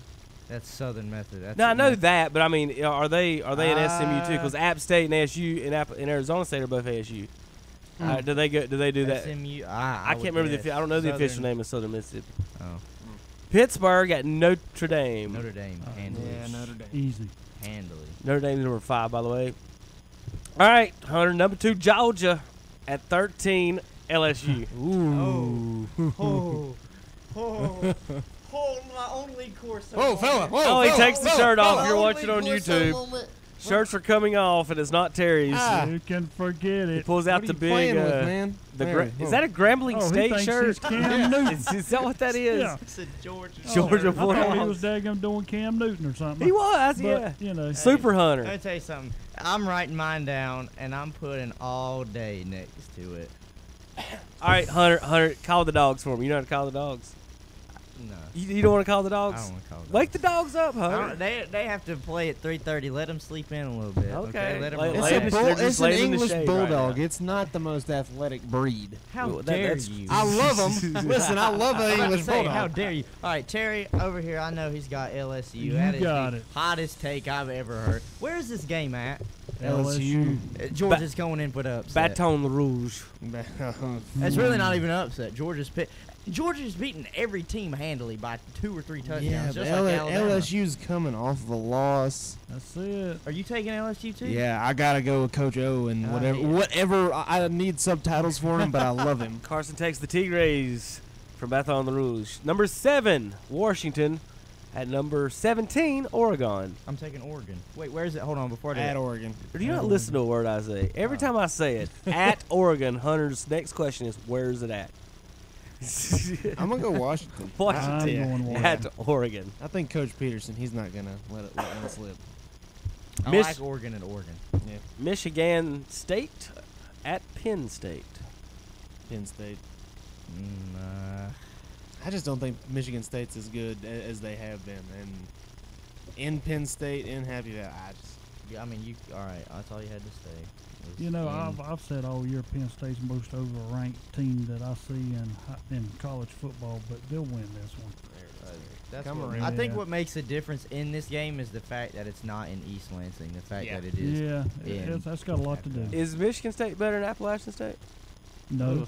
I guarantee you Appalachian State could beat them. Well, okay, then. So, I mean. Put them in the Big Ten. Yeah, exactly. What I just said a minute ago. I'm Baylor. I'm like that against all the Big Ten teams. Let Appalachian play every one of them, and they'd probably beat 8 out of 10 of them. You hear that, Cinefunny? Even though there's 12 And the teams one in the that Big it Ten. won't be Ohio is State, Ohio they would not. We're not here to do them. math, Yeah. Carson. We're here to make pick'ems. At all. This is a pick'ems show. Baylor not at number 9, Texas. That's Texas. Yeah, Texas. Number 10, UCF at Memphis.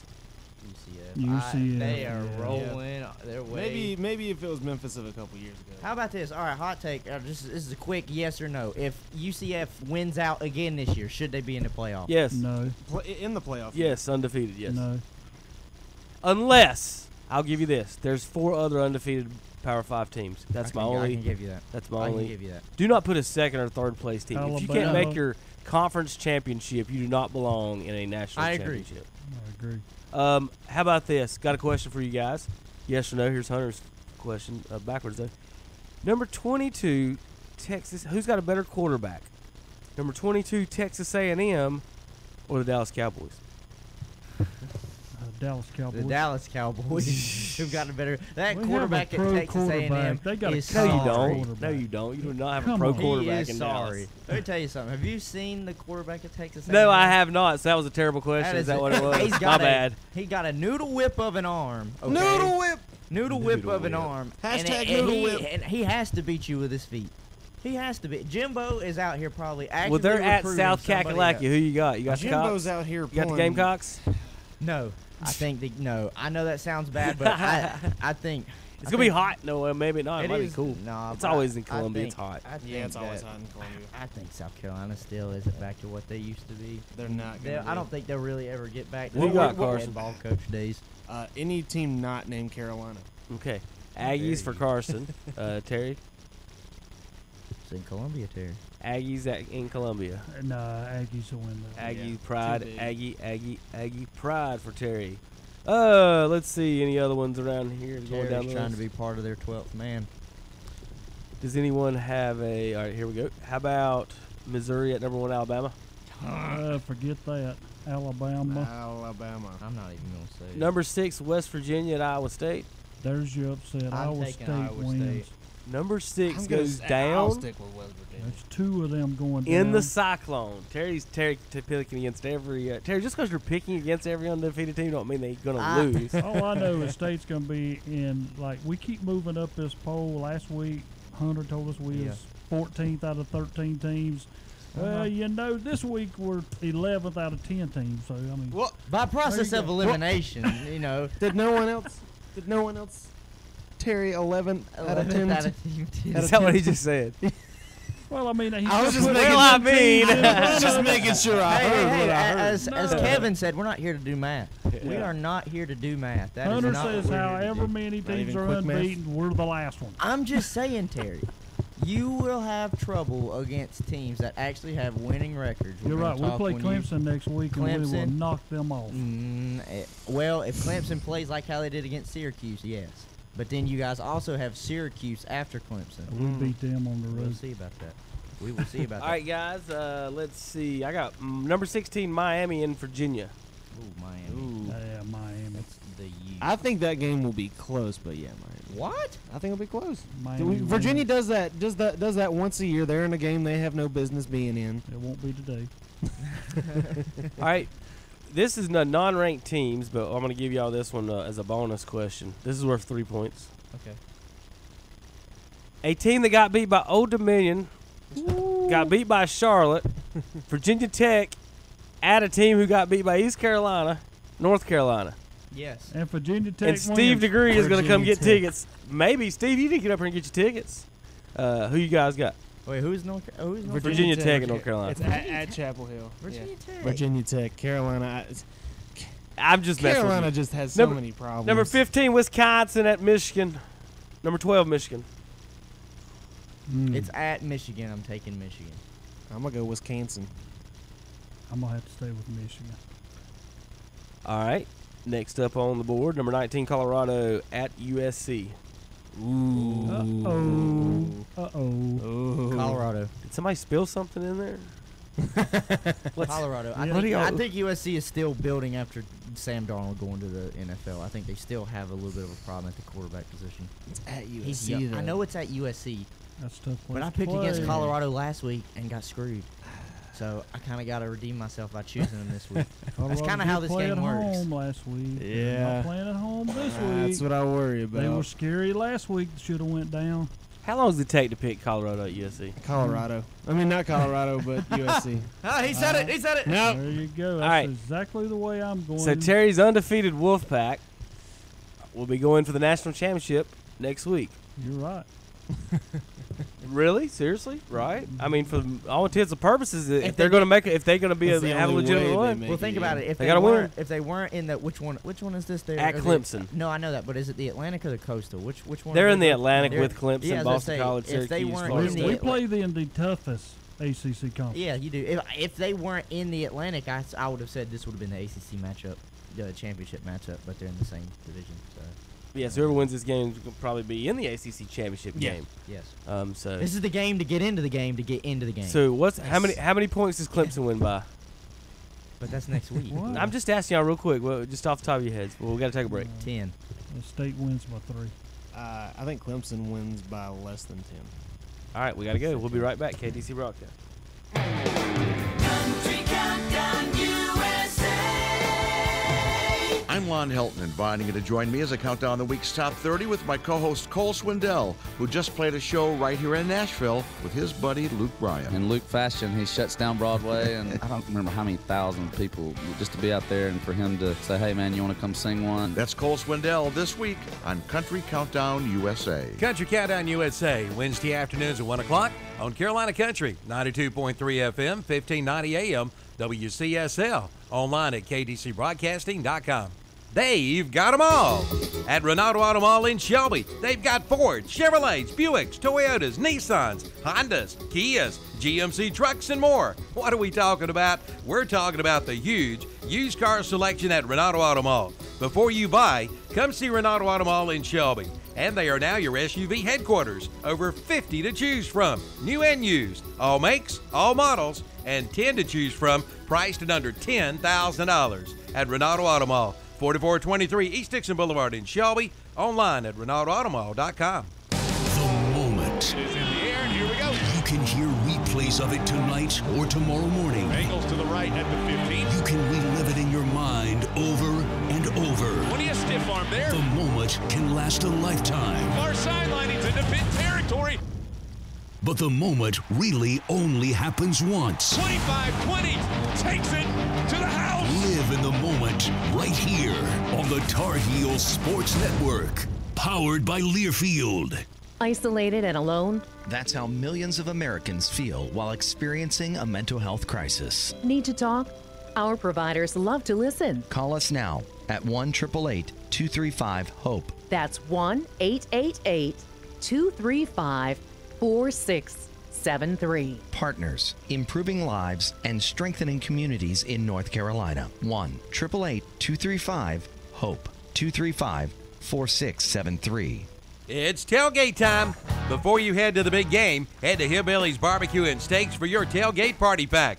No matter how big or small your tailgate party is, you get great food at affordable prices.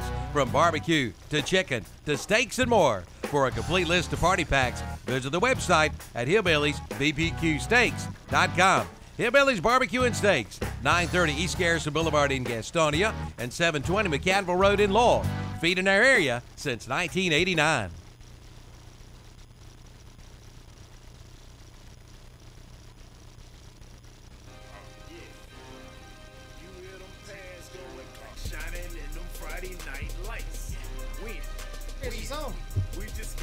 Come on, Terry. There it is. Lay down some rhymes for us, T-Ryan. You don't have to do T-Ryan. any of that. Terry, he's over here saying NC State is going to win, even though they got to bye. That's what he's over here Ain't thinking. gonna lose, baby. Can't lose when you don't play, baby. All right, welcome back to Campers Inn of Kings Mountain, Saturday Sports Talk. Go check them out today out there right off the I-85 exit behind the McDonald's. And get you a camper today. Go McDonald's. McDonald's. Don't Fedora. Don't he help with Clemson during the week? What? What did you say? Oh, okay. He does not. Oh, I was wondering. They probably need a little bit of his help. This coming Dude, I up. tell you what, though, if Dabo Swinney ever holds a coaching clinic, that is where Larry Fedora needs to be, dressed up in a disguise. Larry Fedora needs to go to a science convention and understand that getting hit in the head causes concussions. He doesn't even understand that in the first place. It's something someone made This is up, the man we personally. have coaching a football team. So we've got Major League Baseball has just ended on KTC for this year. It went further than it has been the past few years. Yeah. On KTC, the Bravos made the playoffs. Yeah, they did. Couple of things for me before I let the Braves fans go. The good news, I like playoff baseball. I love playoff baseball. What I don't like about playoff baseball is it's cold and completely different than any other type of baseball that they're about to play for the rest of the year. I don't like the fact they play 162 to decide who's the best two teams, and then they'll play 20 times against each other, and none of that matters because we'll just play a one-game playoff. Well, back up.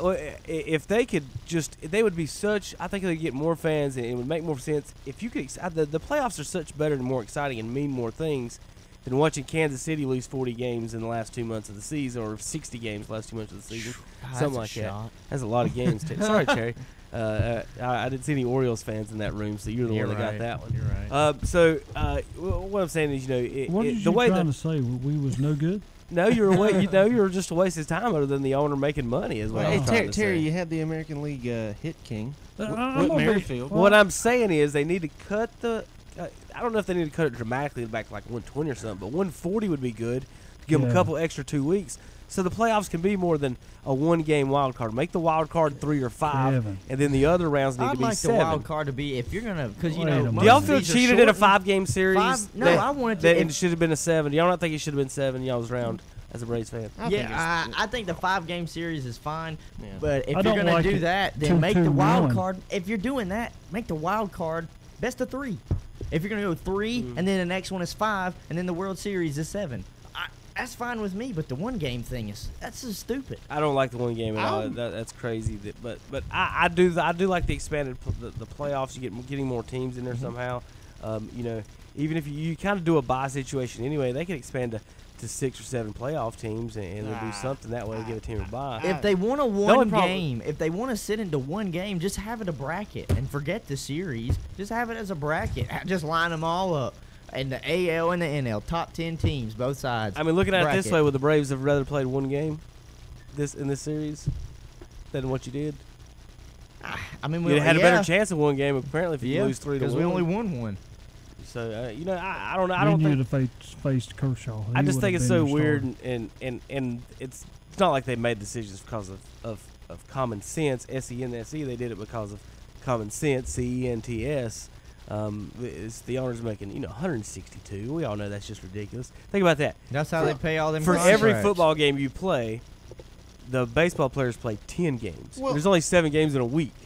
Well, you talk about Days a the week. 162 games. I mean, this year for the first time ever, we had 200. We had 2 game 163s.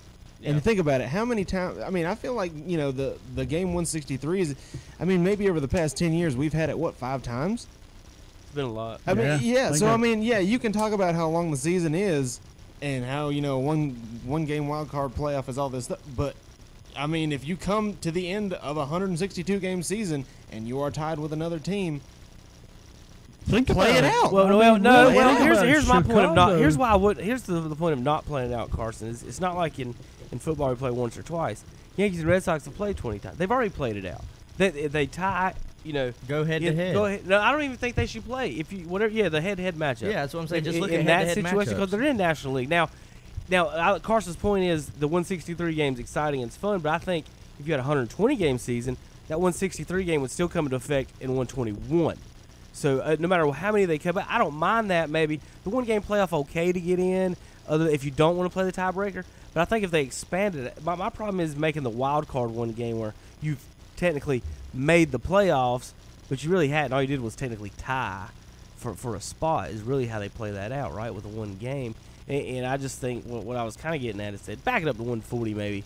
They could kind of expand those just a little bit to make it a little more. I want more baseball is what I'm arguing about. I want more playoff baseball. as opposed to more Kansas City baseball. Sorry, Terry. Back to that. Y'all don't quite understand all this. If Kansas City loses all these games, our merchandise, I can fill my wardrobe with our merchandise because it comes way down. if you are a Boston How high man, was it your never merchandise comes, before? you know. At any point, I mean, come on. At any point in your life, Terry, have you been able to resell a Kansas City Royal anything higher than what you paid for it? I'm telling you, everybody wants that. But you anyway, need to get you. I tell you what, some point somewhere, some Christmas, birthday, someone buy Terry a Bo Jackson Royal jersey. Yeah, the powder blue. Yeah, he would rock. I'd like to see Terry in the powder blue Royals. Bo Someone Jackson. want to buy me? We'll get him to climb the wall. Someone want to buy me a Dion jersey? What team? The Braves. From Atlanta. Braves. Braves. Oh. The Braves. Get you Otis Nixon jersey. Ooh. But anyway, we was talking about baseball. The thing that really got me this year, and think about it, if you're a Chicago fan, Ooh, that's a rough game 40. one. I'm saying game 162, you had to have to win. Yeah. So you got one of your starters out there. In game 163, you have to go with your second best starter, and then once you get through that game, guess what? Then you put into the one game playoff on 164, and it becomes your third best starter that's on the field. To me, that was really rough. I mean, that's just for Chicago. Yeah, Chicago, you've got a 48-hour period where you're losing two not one of them is definitely a must-win, but the other's a tiebreaker. You lose both of those. They're both must-win then. If it's exactly. That's what I'm saying. Yeah, win. you've got, and I think that's what the one-game wild card does. It incentivizes winning your division, because then you're guaranteed at least a series if you win your division. You're saying, I'm not just locked in. I can have one bad game in a wild card or as a wild card team, and I'm done for the year.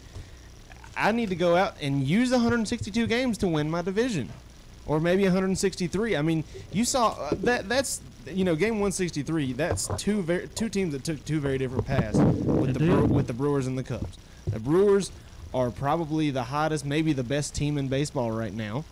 And, that doesn't happen without winning game 163 in the first place.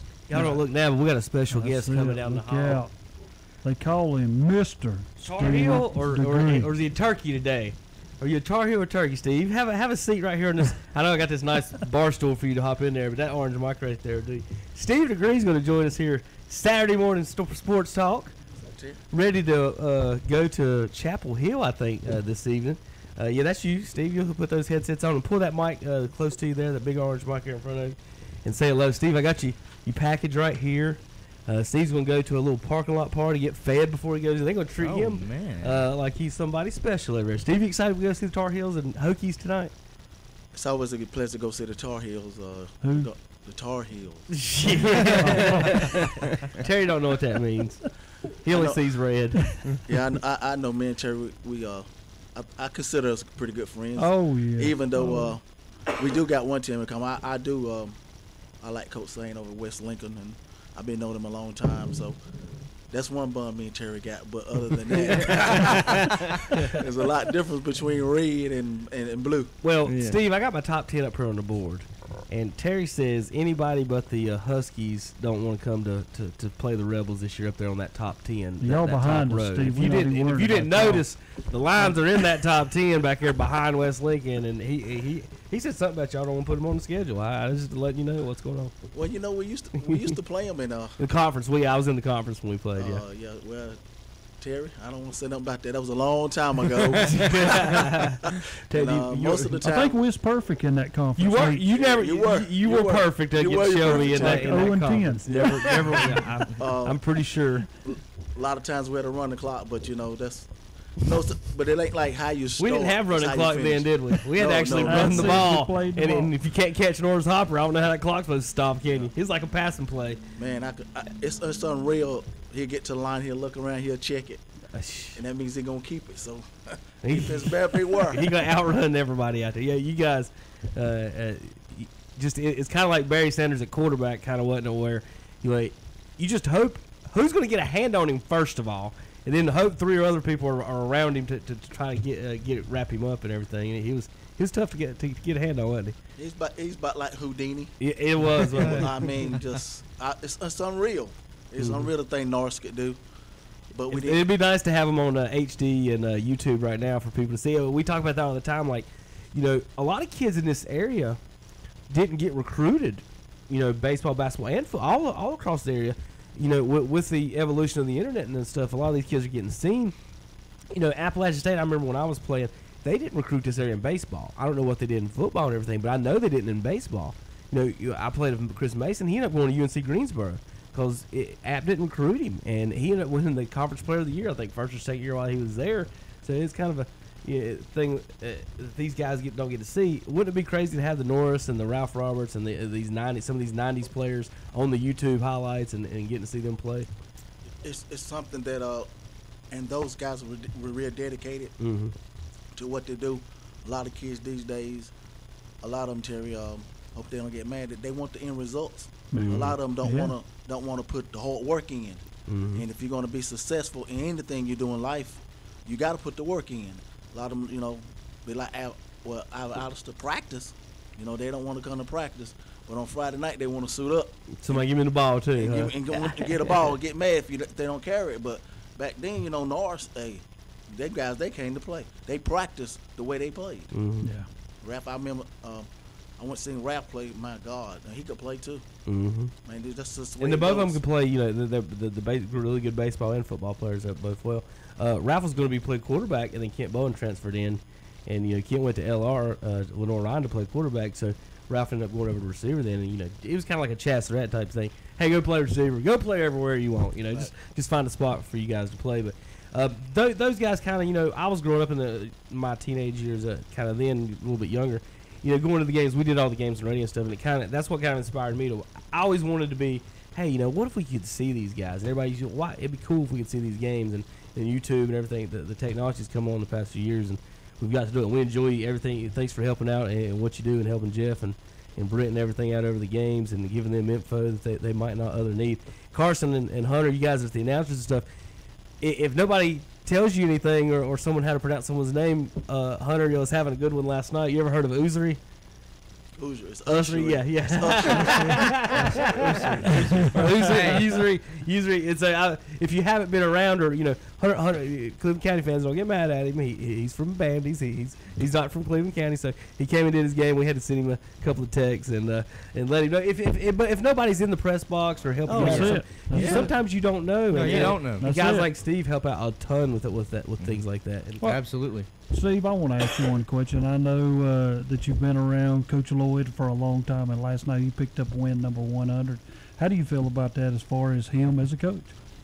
Well, I know him as a person. Coach Lloyd, he's a good guy, but a lot of people in Kings Mountain gives him down the road because, they have good teams, but then at the end, sometimes the results don't turn out right. But, you got to look at what goes on inside the program, too, just not at Coach Lloyd. You got to look on what goes on inside the program. A kid may tweak his ankle or, have a bad attitude. You may have to suspend a kid that, you don't really tell the media about. There's a lot of stuff goes on behind closed doors. But Coach Lloyd, he's a great coach. He's got a great offensive mind, when you play Big Mac, the Big Mac attack, you better be ready to play, buddy, because it ain't like I keep saying. It ain't how you start; it's how you finish. Yeah, it is. Well, another thing, you got these little tickets right here in for you, and I know you're going over to pull for Virginia Tech. And, yeah, Steve, what you gonna do about that? Are you gonna hope? Well, Steve is pulling for. Steve's pulling for. I plead the fifth. Steve's pulling for Carolina to win 50-49, with Dak Prescott having 7 interceptions at Holyfield. Yeah, nobody wants Dak Prescott to do anything. Dax Holyfield to have 7 defensive touchdowns. So that's what he's pulling for, but a Carolina victory. Will that make you happy, Steve? Long as Dax play good, we talking about the ultimate team player, the guy who works hard at what he does. I rode by Shelby High one 4th of July, and I seen a car there, and it was sort of strange that it was on a car. Now, as I got closer to the dressing room, I heard someone saying, pow, pow, pow. And I opened the door, and it was Dax on 4th of July working out, pumping the iron. So, that stuff like that, that's why he's got where he is today. Yes. He's a hard worker, one of the hardest working kids I ever coached. He's number 4 out there, right, tonight, if you're watching? Right, number 4. The other guy had 44, so he decided to take number 4 and his little brother wore 4, so I think they'll be number 4 now from now on. Don't you think wouldn't it have been cool though at some point if Chaz wouldn't have broke his wrist this week? You know, Dax try to get a hit or a tackle on Chaz at some point, but it's not going to happen. Not going to happen. I feel sorry for the Surratt kid. You know, he's been through a lot this year. Yeah. Maybe that might happen just red shirt because he didn't play them other games and give him another year. Because, you know, you always want your hometown kids to do good, regardless of what school they go to. Mm-hmm. Area kids, the kids you know, you always want them to do good. You want them to represent your area well. Yeah. Because, you know, this is football country. I don't care what they say, eastern part of the state. Around here, this is football country. I agree, Yeah, it's 100%. just like for Virginia Tech, you know. Of course, you know, grew up Carolina fan, but Virginia Tech's got a hometown kid for Caleb Farley. I was about to mention him. Caleb Farley. You guys need to watch him tonight. He's going to be exciting to watch him. Been rooting for him. To me, you know, Steve, I don't know if you ever got to see Caleb play at Maiden, but, you know, when you start talking, you know, some of the fastest players we've seen around here, you do mention Norris. Caleb's got to be mentioned in that breath with those guys, the Norrises and the Mario Dyes, of those, you know, that you just, if they have any seam, they're gone. And yeah, Farley was just outstanding here at Maiden. Steve, you got a final prediction on the game tonight before you get out of here? We got to get to break and get out of here. Virginia Tech and North Carolina. What you got? I plead the 5th. All right. So you got a prediction on your middle school game this week? I plead the 5th. No, I'm not gonna plead the 5th on that. Y'all gonna win, huh? Of course. There you go. Of course we're gonna win. That's right. what we prepare our guys for. Like I said, if y'all guys don't have anything to do, come over to St. Bryson Stadium Wednesday and watch the Shelby Middle School Blue Devils and the Dragons of Crest Middle School. Whoever wins in the playoff, the loser will be counting helmets on Thursdays. All right, guys. Steve will be at Carolina tonight. He'll be the guy in the stands with a big foam finger and the Tar Heel hat, right?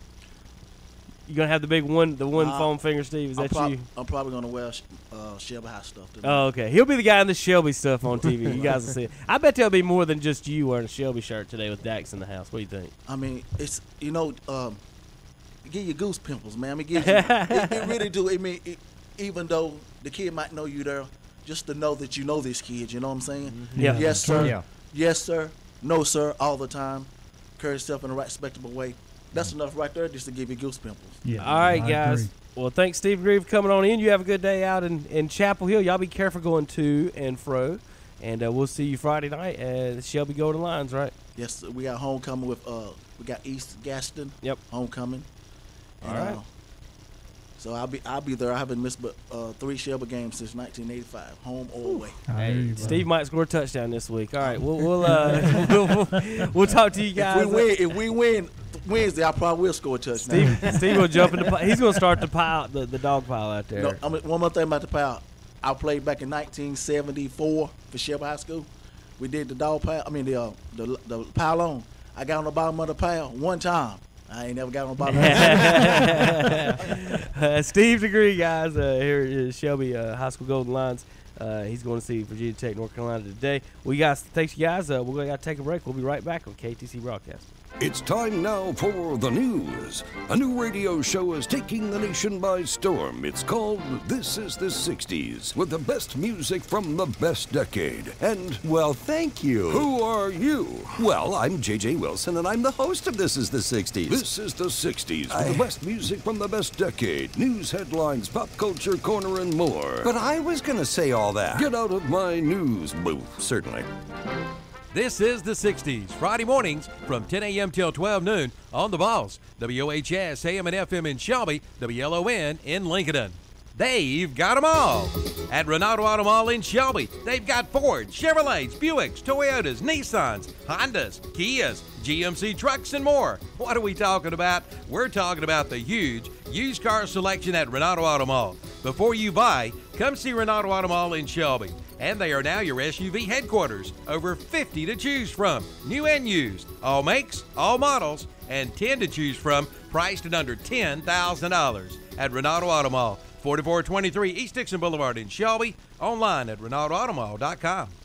The Monster Energy NASCAR Cup Series playoffs. You do not want to leave Talladega in a hole heading to Kansas. Race 5 in Talladega. The playoff field racing very closely together. Where championship dreams Joey Logano trying to make it 3 wide. ride on the razor's edge. And here's the big one. The pack is flying apart. The 1000lightbulbs.com 500. Kurt Busch, Martin Truex Jr. Sunday at 1 p.m. on the Motor Racing Network. The 1000bulb.com 500 this Sunday afternoon at 1 o'clock on WCSL 1590 AM, 92.3 FM, and online at ktcbroadcasting.com. Is the cost of ink driving your profits down?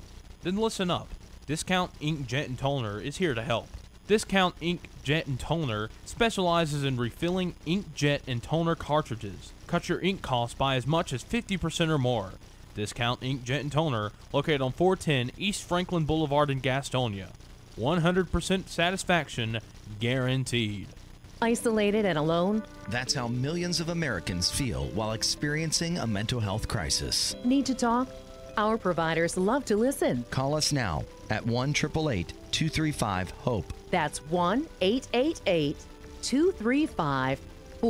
1-888-235-4673. Partners, improving lives and strengthening communities in North Carolina. 1-888-235-HOPE. 235-4673.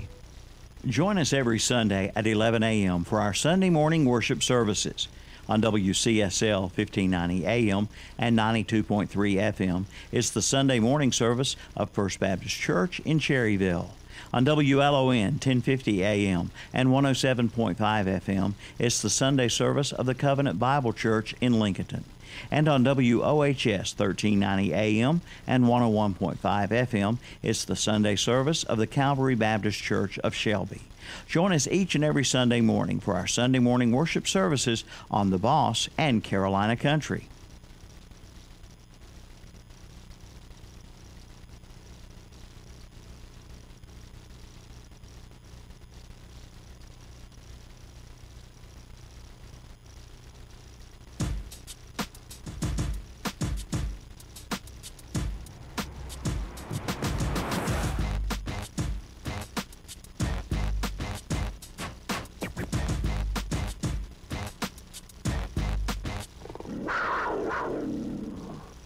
It's NFL time. Steve Degree's in the house. He's about to get out of here.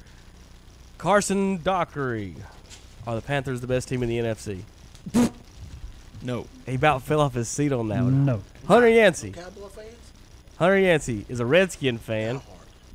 Hunter Yancey's a Redskin fan. Hunter? Uh-huh. Who's the best team in the NFC East? The best team in the NFC East is Washington. Terry? Wrong. Cowboys. That's just a bad. That's just a bad. That's Even just a bad Steve division. had to stay around to say about them Cowboys. Die-hard Cowboys. That's just the worst. That's probably the worst division in football. Let's be honest. Yeah, well, Again, until Philadelphia won wait a on Thursday night, not a single team. Well, they're still not above 500, are they? No, All I have not to a single do- team's above 500, Terry. All Not I a single have to team. do is say, when we sit here every week and say Dak Prescott is so bad, He is. he's never lost to the Redskins. Let me tell you something right now, Terry. Y'all gonna lose this weekend. I'm telling You're gonna lose he's tomorrow never lost to the Redskins. to You know who else is Jacksonville. never gonna lose? Jason Garrett. He's never gonna lose his job. Doesn't matter what he does. Ever. I mean, he could go 0-16. Jerry'd love him. That's right. Well, Steve don't want me to bash the Cowboys, but he better get out of here then. That's 'Cause it's about to get a little ugly for a second as I pull up some of these worst quarterback I've ever seen stats. We got free Romo, man. I used to be a Cowboy fan, and then Jerry Jones stabbed him in the back, kicked Dez out, made Witten retire, and now we're averaging 16 points a game. You know, We got a good defense. Norris Hopper's Shelby team could score on. Well, I don't know. You do got a good decent defense, but the offense is just. He can't pass, y'all. Yeah, now they got the Jaguars this week. Not asking a Cowboy See, fan. Steve. Let me ask the Rams fan. Enjoy your 'Cause we got a trip. Redskins fan. Carson, Yes. did the Cowboys score this weekend? 1 point. Is that the over/under? Cowboys 3 points or more against Jacksonville? I think they do have They actually a scored really twice. low under. 6 points. No, let's be. I'll let's give be him 10, reasonable 7 here. and 3. I think the under, if I'm not mistaken, is like 30 something. No lie. It has to be. Jacksonville not lower. Neither one of these teams going to score. Cowboys win 16-14. I mean, the Browns and Steelers went 12-9, or Browns and Ravens went 12-9 last week. And then the Titans beat the Jaguars like 9-6. Yeah, this might be 5-2. Because neither offense is going to be able to score, so it's going to be whatever happens on defense. And I think Dallas's offense, with Ezekiel back there, will be able to punch it in at least once. You got to give it to him 30 times. You know, I'm about to say no. You know, as bad as Dallas is playing, Ezekiel still leads the NFL in rushing. You're right. Not by a lot, but yeah. But he's in first, and he's not getting the ball like he should. So Well, think Todd about- Gurley really hasn't either. I mean, Todd Gurley's had a couple of games with less than 100 rushing yards, but still pick up, 2 or 3 touchdowns. Goff is leading the NFL in passing yards right now. Yards per attempt. Look, I'll say this. I am not a Rams fan. I'm not. Of course, I'm a Todd Gurley fan because he came from Georgia. But I am a on the low Jared Goff fan. Just because when I saw him in college, I said this kid is special. I'll be honest. At Cal, he was special. I was worried about him. The only reason you should have been Jeff Fisher. worried about that's the only Jeff reason Fisher, why. Is yeah. I was afraid Jeff. That's Fisher what I was gonna worried ruin about. this He kid. was going to ruin him. You know, I'm looking at this, and Kevin just pulled this up. Did you not get any of my text the other night? This is so funny. Yeah, I did, He but just I mean, ignored I'm them, just I guess. now listening to Not looking reading. at this. But Eli Manning is 4th in yards. In yards. You know, in the NFL. You know what they're He's ahead of Drew Brees. Screenplays.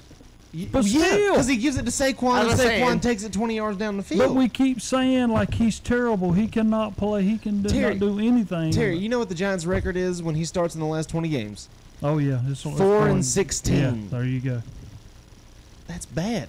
It's just Steve got his head. That's important. That's right. You better burn top of that head. Well, I did. Well, while we're talking about Eli, I don't think it's his fault. And I will be. I'm the first one to throw one under the bus. But when you do look at the numbers, it's.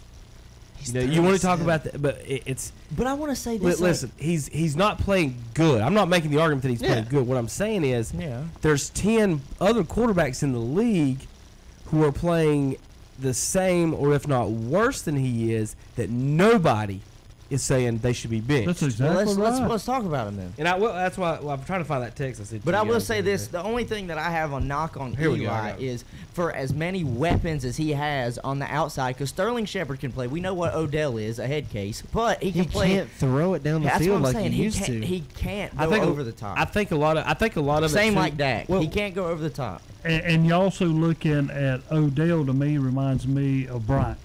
What's the He's first? got to throw it over, and he's got to go get it because I don't think he has breakaway speed like people quote he think he does. What is the first? Sorry, first thing you have to do.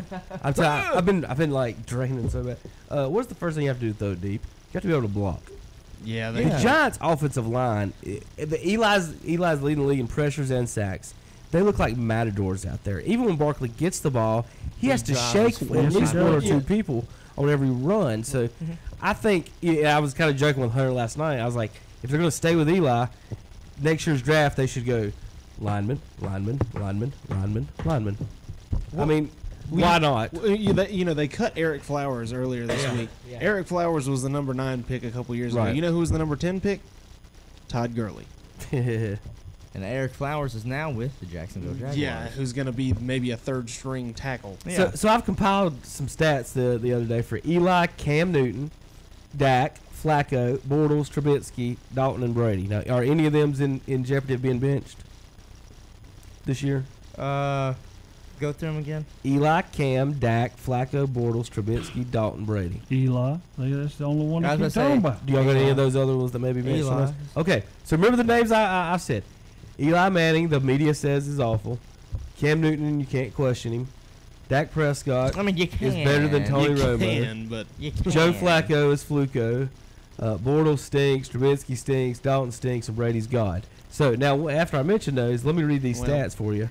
So Eli, out of those 8, I will shoot. I'll shoot some holes to that goat theory. No, real I quick. know. I got Drew Brees now. If you've been caught for cheating 3 different times your team, I'm and you gonna tell you never what. won a Super Bowl by more than 3 points except in overtime. I want to just say this right now. Wasn't Cheaters. your early Super Bowl pick the Saints, Kevin? Like Yeah. for the NFC? Yeah. If the Saints do in fact go on to win the Super Bowl, this is the perfect time for Drew Brees to pull a Peyton Manning and ride off in the sunset. Just retire 2-0. You got the records. You got all the records. All right, so of those quarterbacks, remember Eli, Cam, Flacco, Bortles, Trubisky, Dalton, Brady. That's 8.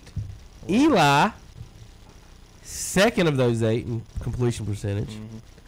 First in passing yards. Third in yards per attempt, if everyone wants to talk about his checkdowns. Fourth in touchdowns. First in interceptions. Of all those 8 people, he's got the least number of interceptions. And passer rating, he is 5th in passer rating. So of those 8 guys, his worst one was 5th, and that was passer rating. Everything else is top 2 or 3 in everything. But Eli's the one that sucks. Eli's the one that's going to get benched. Eli's the one that stinks. And no one would ever say that about the other 7 of those right now. So you want to look at Brady. He's third in completion percentage out of those. He's 5th in yards out of those. He's 5th in yards per attempts out of those. He's first in touchdowns. And he's the second worst in interceptions out of those. So Brady is all over the board, either top or bottom on that. Nobody's saying, all right, is anybody going to say we'll cut Brady? Besides Belichick, I know he wants to, it seems like. The point I'm trying to get at is I watched this over the years of Tony Romo. And the one that just made it blew up for anyone that used to watch it over anything is the 51-48 Peyton Manning game. Yeah. And you ask someone about New Orleans this year, and they'll say, well, they look bad so far starting. The game they got beat, how many points did they score? Wasn't it 30 or 40 points, 42 points, and they got beat in the first game, something like that? Yeah. So they didn't play bad when they got beat. And what the defense did. The defense played horrible, yes. But what I'm saying is that sometimes these quarterbacks are perceived on wins and losses sometimes when maybe some of them aren't really their fault or that they're doing. And this Giants line, I do think is just maybe one of the worst lines I've ever seen. It really is. Well, that's really all I had to say. I was talking with one of my friends earlier this week, and we were talking about that, how wins and losses, that's something that's really hard in any sport to saddle on one person. Mm-hmm. I mean, in football you do it with quarterbacks, in baseball you do it with pitchers.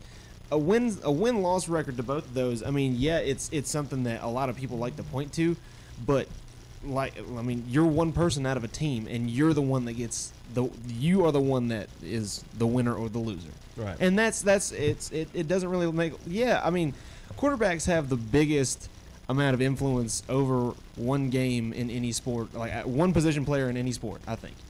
And yeah, I mean, maybe you have more of a case for giving wins and losses to quarterbacks than you do to pitchers, but they're both basically in that same boat to where they can only do so much. They have to rely on other players, other parts of their team to actually get wins, I think. Right, absolutely. And so, let me look at Cam Newton, for example, for you Charlotte fans. Walk down in Charlotte, ask 10 Charlotte fans, who won more seasons, who had more losing seasons, who's been more successful winning games, Romo or Cam Newton. 10 out of 10 will say Cam Newton. Yeah. Go look at the seasons. In 8 starting seasons, Romo never had a losing season in his career. Never had a losing. Cam in 7 seasons has had 4 win-loss records. They won a division with 7 wins. Yep. Then get this. Yep. Oh, but how about when someone says, well, Cam has more playoff wins than Romo. Well, he's got 1 more. Well, that year they won 7. You know who they drew in the first round? Ryan Lindley. A 7-win team drew Ryan Lindley in the first round of the playoffs for the Cardinals. Yes. It was a third string. So that's a playoff win that he gets to count because he beat the third-string quarterback in the playoffs with a 7-win team. I don't even know if that was necessarily third string. They might have picked him up at the grocery store. You're right. So how about the year they won the Super Bowl, the Seattle game? They had 17 points on the board through defensive and Jonathan Stewart before Cam threw a pass. It was 17-0 before Cam threw a single pass. But Cam gets a win for that game. I mean, exactly what Carson's talk about the win-loss records. There's a lot that goes into it. This Eli thing, he's not terrible, folks. He ends up on Jacksonville or somebody like that if he wants to keep playing. Well, then maybe that's what he needs. You know what I mean? Maybe that's he the needs best to thing for the get Giants out of New York. For Eli is to get out of New York. I joked about it last night. Pull a Peyton and go to Denver. Yeah, because we don't. Because even Denver doesn't. There's no way that Case Keenum. I don't think they're sold on Keenum I'm not sold on Keenum at all. I thought last year was just miraculous with that the Vikings defense. They took him that far, and then look what he did. He choked against the Eagles. But my thing is with the Giants, Eli is only, what is he? He's like 37, almost 38? 37. Okay, so he's toward the later end in his career. They can't all be Tom Brady and play till they're 41, and Drew Brees, who's almost 40.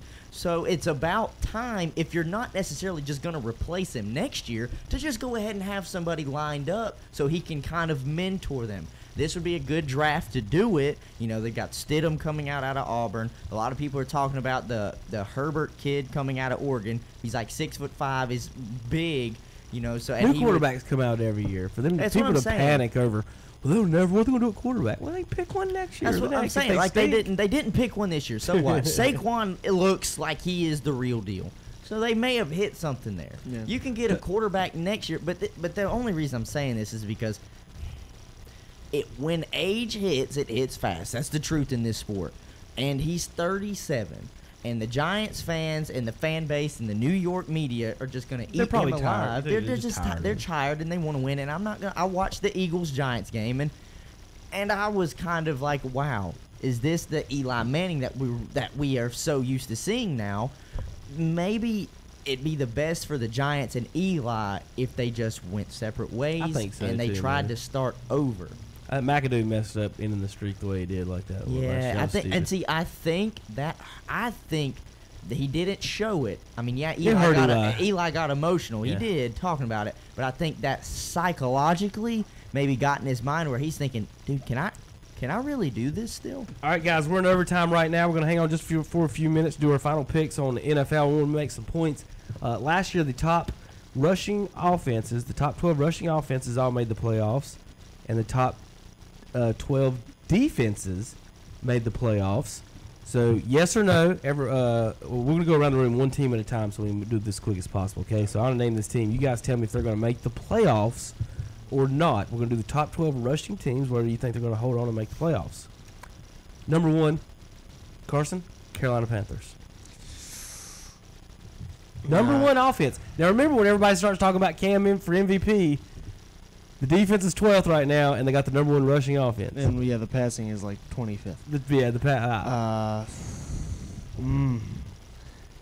Maybe.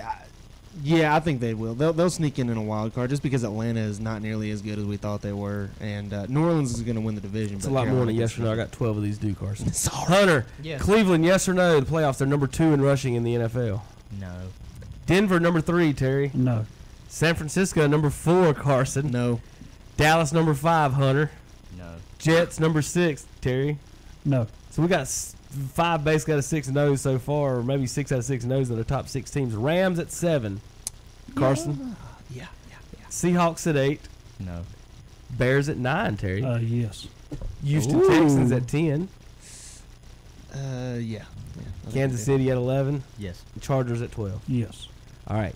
Now, how many of those teams are in the top 10 in defense? Not many. We're top 12 in defense. Carolina's close. I think they're 13th. Yep, they're 13th. Cleveland is in both the top 12 offense and defense for you Browns fans. I mean, top 10 in rushing offense and top 10 in defense. So, defense going to make the playoffs. There's your Ravens, Terry. You already said that, right? Bears are 2. We said they're going to make them. Carson, Tennessee, 17 points a game. They're giving up on defense. They're making the playoffs. Them and Jacksonville giving up the exact same number. You mentioned that earlier. I don't think so, no. Just one of those comes out? Yeah. We already said no to Dallas. Hunter did. Terry said yes to Dallas. Philadelphia is number 6 in defense. Are they going to win the division, Terry? Be a wild card. Dallas going to win the division? Dallas going to win the division. It's the confidence level in that is just outstanding. The Jets at 8. Patriots at 9. They're rounding up their offense. The rushing is not coming around. Hunter, y'all went from number 1 offense to number 10 after playing the Saints. I don't blame them. Let me tell you something. The Washington Redskins, that game drove me crazy. Yeah. Final plays of the second quarter. I'm serious. For about 5 minutes, Adrian Peterson did not touch the field. Chris Thompson is a good running back. Do not get me wrong. But he is not somebody that you can run up through the tackles. And Alex Smith I don't know what Washington was thinking they were going to get. They were probably thinking they were going to get the Kansas City Alex Smith. No, they got the early years in San Francisco Alex Smith. Who was the wide receivers talking crap to Norman, saying he was his daddy, that he could not be guard the him? Saints? Yeah. It was probably Michael Thomas. Probably Michael Thomas. Yeah. Well, Michael Thomas is a top 10, maybe even top 5 receiver in the league, but I don't understand. Now, I will say this. We were at New Orleans. When you're at New Orleans, you might as well go ahead and put 10 points on the board for Drew. When they're at home, at least 10, maybe more. So I don't know.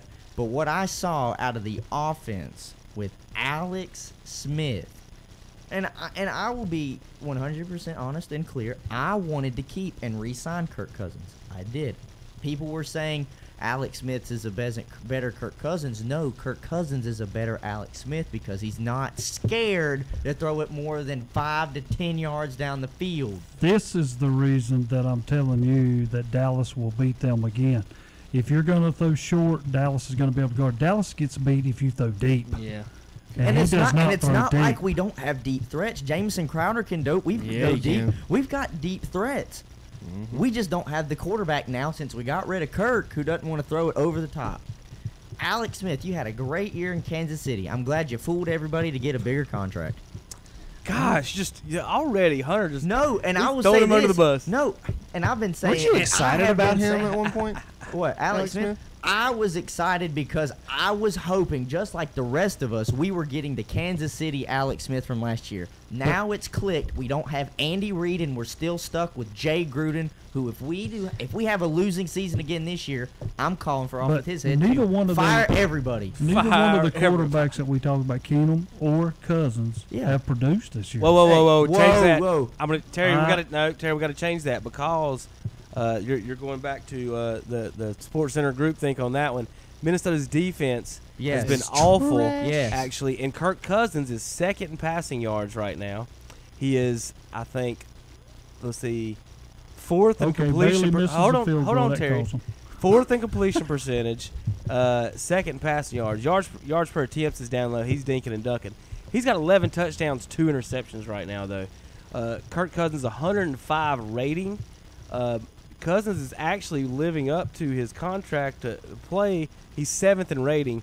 They just can't stop nobody. The defense has actually just fell off a table real quick. All right, real quick, guys. We've got to go. Let's give the picks for this weekend. Go around the table as we'll do all 4 of us.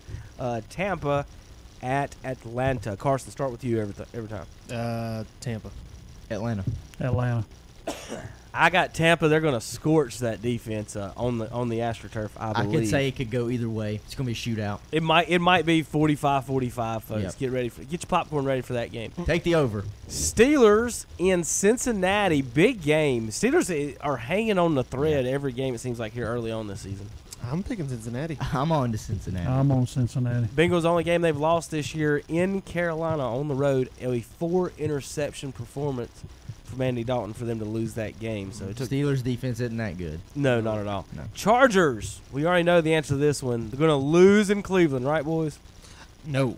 Phillip Rivers throws for at least 4 touchdowns. Look, I have Phillip Rivers on fantasy. He's going to go off, but I think that defense might hold him. Chargers. We just held Super Bowl winning Joe Flacco to 12 points. And you now you're going to call him you think an NC State quarterback is going to come into the dog pound and throw 4 touchdowns? Man, that bolo tie is a source of power for him. Yes, it is. That's sidearm. Is that what gave him 9? Is that what gave him 9 kids, a whole baseball team? Yeah, it is. Bolo tie. That's exactly. His wife was like, you know what? I can't say no to that bolo. So I'm going to give you a bolo tie and take home to my wife this afternoon and see how that goes. Hey, Seahawks at Raiders. Raiders. I'm going with the Raiders. Well, since y'all are going to lose that one, since everybody's on the same page, I'm going to go Seahawks on that one. Because there's no way we are picking the same team. Bears at Dolphins. Chicago. Yeah, Bears. Chicago. They are going, and probably going to go pretty far. I want to pick. I think Bears are really good, but you know, when teams travel to Miami, strange things happen. Yeah. I think that defense is too I'm going to much. go Dolphins with an upset, a 22-20 type upset. Kevin, it's okay to agree with all of this. I'm not. I can't do it. I can't do it. Arizona Cardinals. I'm going to have to agree with you on this one probably. At Minnesota Vikings. Minnesota. Does Josh Rosen Minnesota. get hot? No. He would get hot if they were in Arizona I in the didn't even toaster. get the rest of the question out. Hunter's in that. All right, Colts at Jets. 1969. Oh, that's gross. That's I'm going Jets. I think just Isaiah Crowell's scoring a couple times. Andrew Luck is leading them to Do the your battle. eyes go crossed when you watch these two teams play each other? What? Colts and Jets. Yeah, But the see, uniforms I'm are an so Andrew- similar that I'm an they just Andrew cross Luck my eyes. fan. I just think they have done him so They wrong with that ruined him. organization. They ruined him. Jets win. He's terrible. Bills at Texans. Texans. Buffalo. Texans should be better than what their record is. Yeah, they I'm should. taking Defensive wise, Buffalo. they have got some great athletes. Rams at Broncos. Rams. Rams. Jaguars in Dallas. Jags. Jags by a point. We got guns. They have Jaguars. We shoot them down. I got Jaguars win 3-2. And the Ravens at Titans. Ooh, Baltimore. Yeah, Ravens. Titans. Ooh. All right. I could see that though. Yeah. It's at Tennessee. It's Chiefs. kinda dangerous. Chiefs in New England. New England. Brady's the man. That's in New England. Listen. It would be different if it was Kansas City. If but I it's had, New I England. guess I'll pick Kansas City. Whoa. I'll be the one. There's I'll do no it. way. You riding riding it, with Carson? I'll You do it. riding Patrick I'll do it. Mahomes right now? Since Carson did that, I guess I'll pick the Patriots on this one. Good. 49ers at Packers. Packers. Yeah, Packers. 49ers have no 49ers idea are who's their bad. quarterback. Yeah. Saints and Lions got buys this week. And the game of the week. Hold on, hold on. I'm trying to get it up. There's no game. The game of the week. Panthers in Washington. At Washington. The Josh Norman Bowl. Who wins? Hunter Yancey. I'll give you the first choice. We got to go. We're way over time. Washington. And that's not a shot at Carolina, just Washington. I hate it, but I'm pulling for Carolina. Yeah, I gotta go Carolina. Terry, is it like pulling?